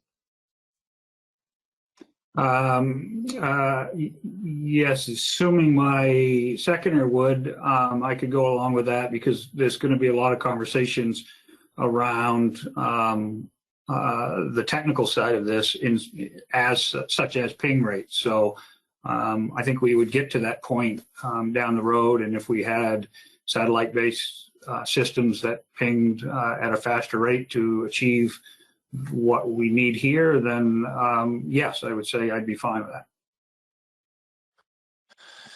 Okay. Caitlin, do you want to, David Borden, are you good with that amendment? Yes, sir. Okay, Caitlin, do you want to make that minor change? Yeah, it's not me, Maya. Okay, thanks. You get that, and if not, just ask for clarification. Can you just repeat the amendment?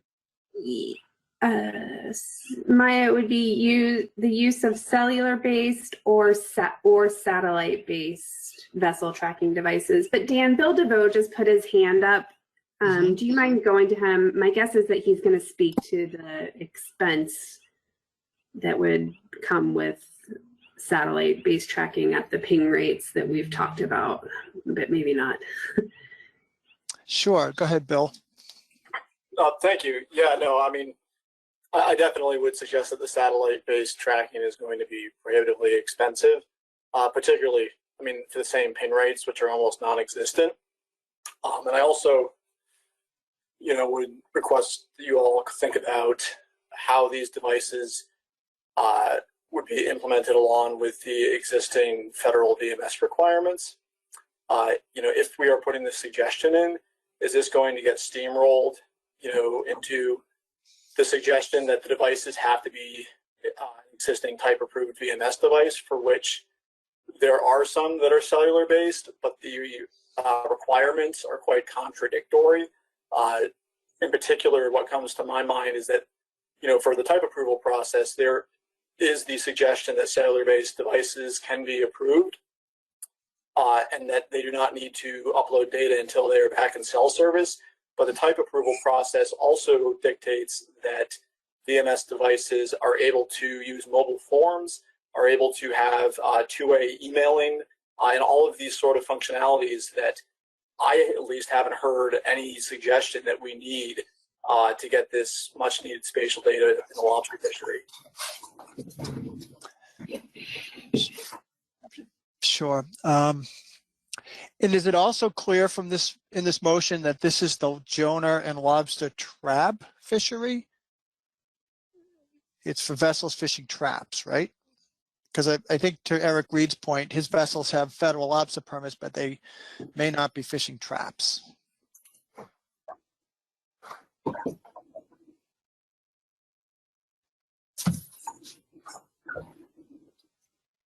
Eric, is that your expectation?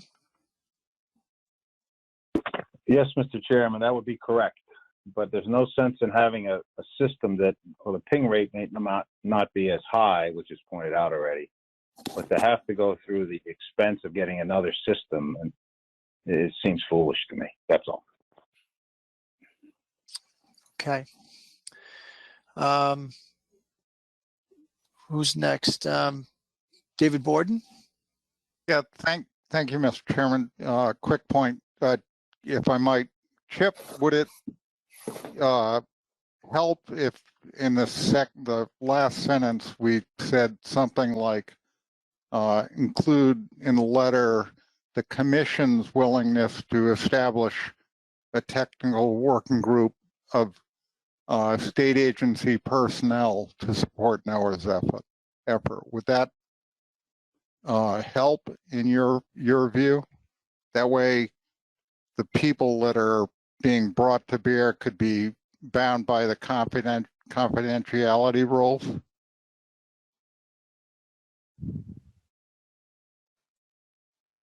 Mr. Chair? Yeah, go ahead, Chip. I don't, it's, the FACA issue is less about confidentiality and more about access. I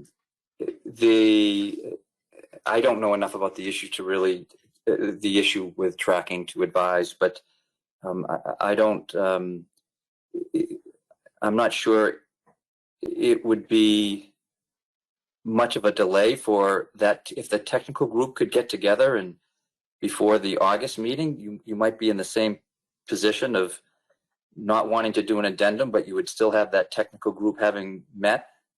I just don't know how long it would take a group to meet, but it seems as though moving it off to the summer meeting, but you would still have that technical group meeting might be a compromise that achieves the goals of many of the groups here. Thank you. Mr. Chairman, to that point. Go ahead, Pat. So Chip, my intent was certainly not to trip any issues with FACA that both you and Ali have brought up. The intent is to, I feel like on many occasions we have working groups that work proactively together with the agency. So would it help in, maybe this is what you were trying to get to with kind of that middle of the road, would it help to change the order here to have the policy board institute a technical working group to work collaboratively with the agency, and then we would revisit the need for, and possibly then just revisit the need for a follow-up letter to prioritize. The whole idea here, Chip, is to prioritize rulemaking. Because I don't think, based on what I've heard, that GARFO has the bandwidth right now to do this work. So I think it's incumbent upon us to work proactively together in order to complete this task. So if there's a way that we can structure this to avoid FACA, but still get to the same end, I'm all ears. So, Mr. Chair? Go ahead, Chip. So normally at a commission meeting, if I'm at the mic, I can look over to see Ally, you know, giving me the knife to the throat sign to be quiet. I can't hear. So would you like to take a He's like, giving it to you, Chip. would you like to take like a 3-minute break? No, I think I'm okay, and I'll just have Ally just thump me after. But I think what I'm saying is that yes, Pat, I don't know if the agency wants a compromise, but what I'm telling you is that if the technical committee, if a technical group on which the federal government could be a member, we're discussing this issue generally, you could be back in the same position that you are now in August, but you will be far more informed, and the 3-month time delay is not necessarily a time delay because it's front-end loading scoping and issues into what could be a potential federal rulemaking if that is what the commission wants to do. So the motion could be that the policy board invites NOAA Fisheries to participate in a technical working group on the development of federal rulemaking around approved vessel tracking methods for the federal lobster and Jonah crab fishery. Mr. Chairman, can I speak? Just one. Yes, please do. So not to beat a dead horse, Pat, I can tell you that your intent here is loud and clear, and is recognized by the agency, loud and clear before this meeting even was convened. I would not put in the motion that you are that this is recommending federal rulemaking at this point. That would be something that no harm done by keeping it out. If that is where you all want to be in August, you can state it at that point.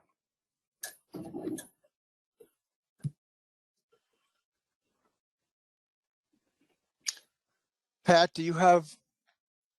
I think I would be, you know, I'd like my seconder to weigh in here, but I think we're going to get to that point, right? So I would be amenable to recommending that the policy board write a letter to NOAA inviting them to participate on a technical working group to further develop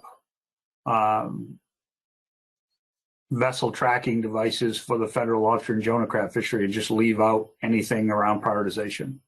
And then we could put this on the agenda for the August meeting where we could report out the progress. I mean, I want to make sure it's also clear in the record here today. I'm not looking to avoid public participation in this. I think to Tony's point, we've got a lot of information already on the table that would be beneficial for NOAA to understand, and then the public process would come from down the road. If we got to the point of federal rulemaking, the public would comment on it at that time.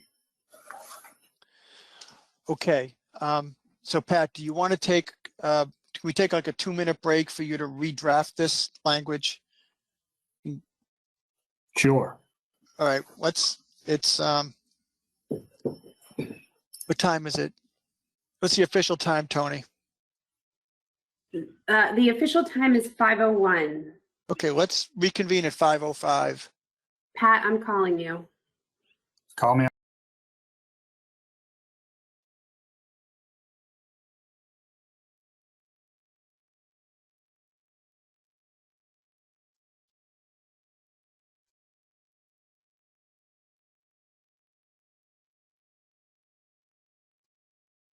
Are we ready to reconvene? It's 5:05.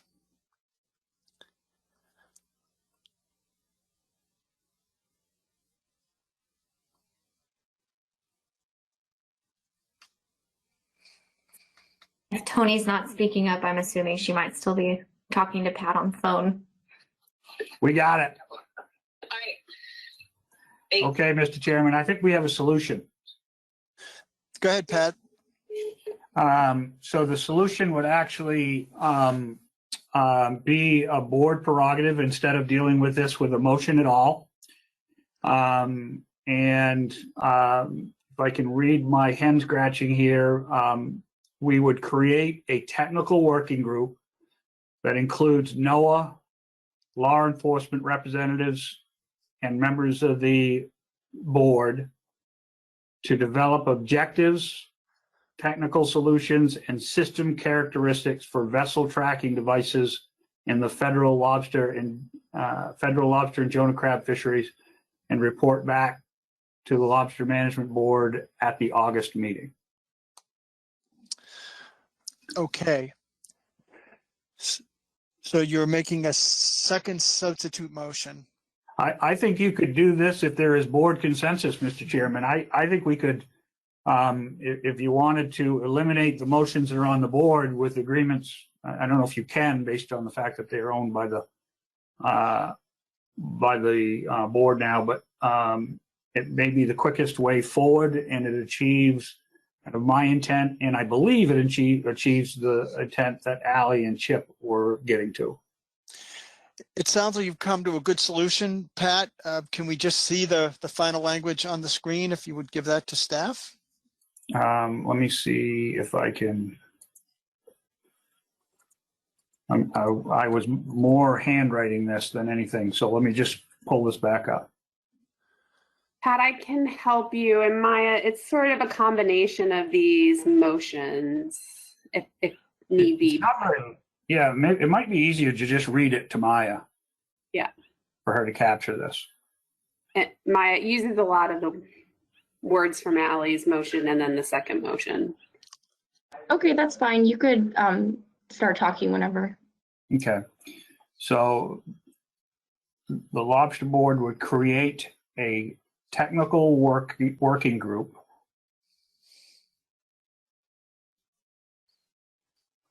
that includes. Should I start a brand new paragraph, or should I just jump in somewhere in the existing motion? I would start right below my motion, brand new, to make it cleaner. Okay, I'm ready. Okay, the Lobster Board would create a technical working group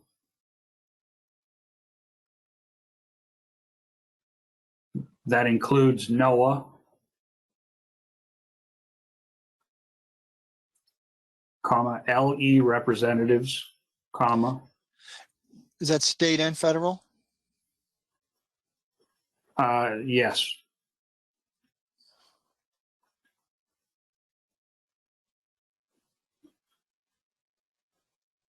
And members of the board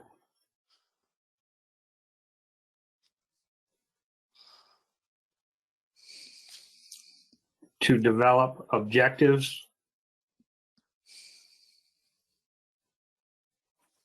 technical solutions, and system characteristics for vessel tracking devices in the federal lobster and Jonah crab fisheries, and report back to this board at the August meeting.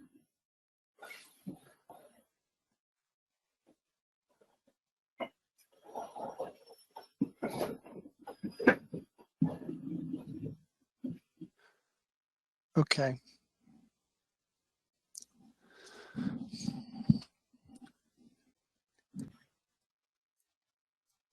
Will we see it on the screen shortly?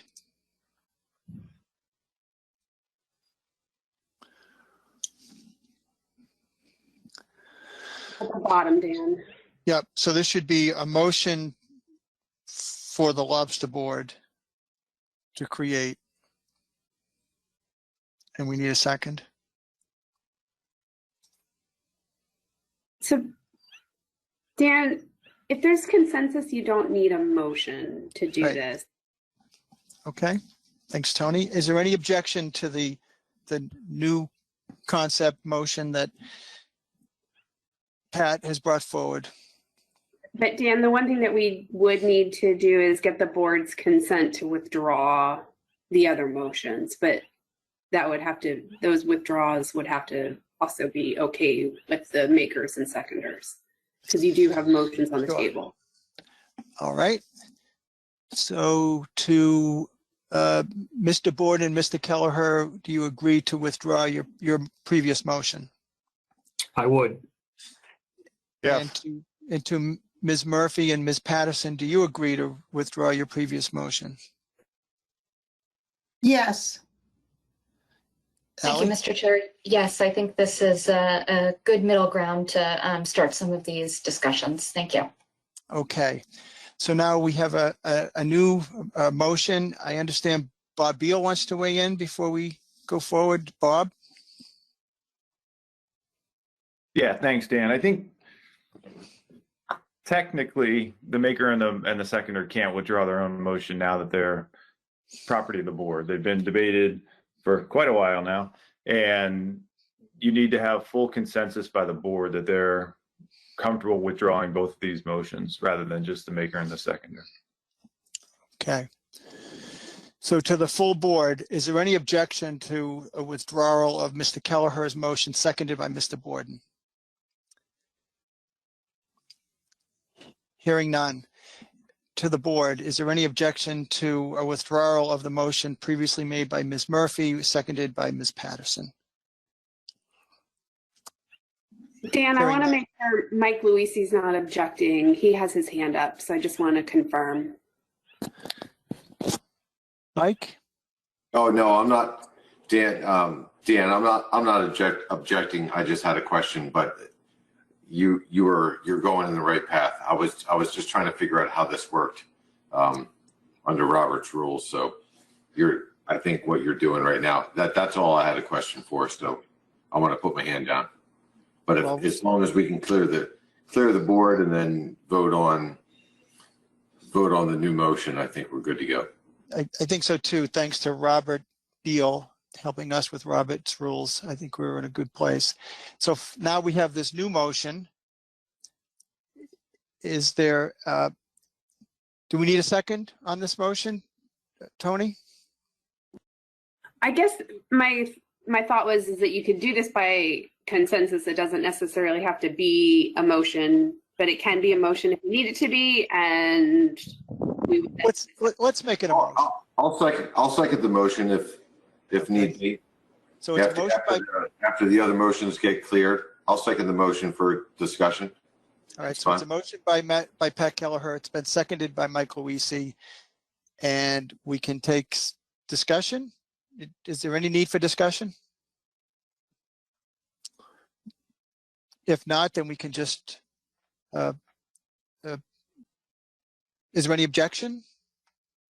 I'm assuming not. I don't see, well, Pat Kelleher has his hand up. I think it might be an artifact of before, but. Yeah, my apologies, stuff. Right. I get confused with these fancy buttons, sorry. All right, so there's no objection to this motion. It's enacted by consent. Thank you, everyone. I'm sorry about that difficult process, but these are very important issues. In my mind, there's probably nothing more important than the lobster fishery having an opportunity to establish its footprint on all the issues that were laid out in that memo. All right, I think next is other business. Is there any other business to come before the board? Actually, I have one. I would like to appoint Bob Glenn to the Plan Development Team. Is there any objection on the board to Bob Glenn joining the PDT? Bob is a former TC chair and has done a lot of great work on this, as well as the large whale team. And I think he'd be a great contributor to the PDT. And Dan, to clarify, that's for Addendum 27, that Mass does not have a representative from. Right. Thanks, Tony. Yep. So hearing no objection, I'll let Bob know. He's now part of the the PDT for Addendum 27. All right. Can I get a motion to adjourn? So moved. So moved. Thank you, everyone. Meeting's adjourned. Thanks, everybody. And Maya, on those two other motions, if you could just write motion withdrawn, that would be great. I know they're not on this page, but yeah. Tony, I don't believe they remain part of the record once they're withdrawn. So they won't be in the motions, formal motions. Okay. Hey, Tony, this Yes, is Mike. Mike. I know a lot of people just dropped off the call, but I don't have Allison's or Miss Murphy's cell phone. Can you send me your contact number? I had a couple questions for her. Yes. I didn't want to bring it up on the call because we were running late. So Will do. I will that? get the contact information for her. I think I have her cell phone number, and if not, I'll get it. Don't worry. Yeah, just take your time. I mean, it's no big deal. I just had a couple questions. It's all good. Thanks. Thanks. Yeah, good job today. Thanks, Mike. Tomorrow will be another day. Always, always. Goodbye. Getting ready to end the webinar unless someone. Bye, Tina. This is Tom. Bye-bye. All right, Tony? Yeah, Tina, go ahead. Sorry.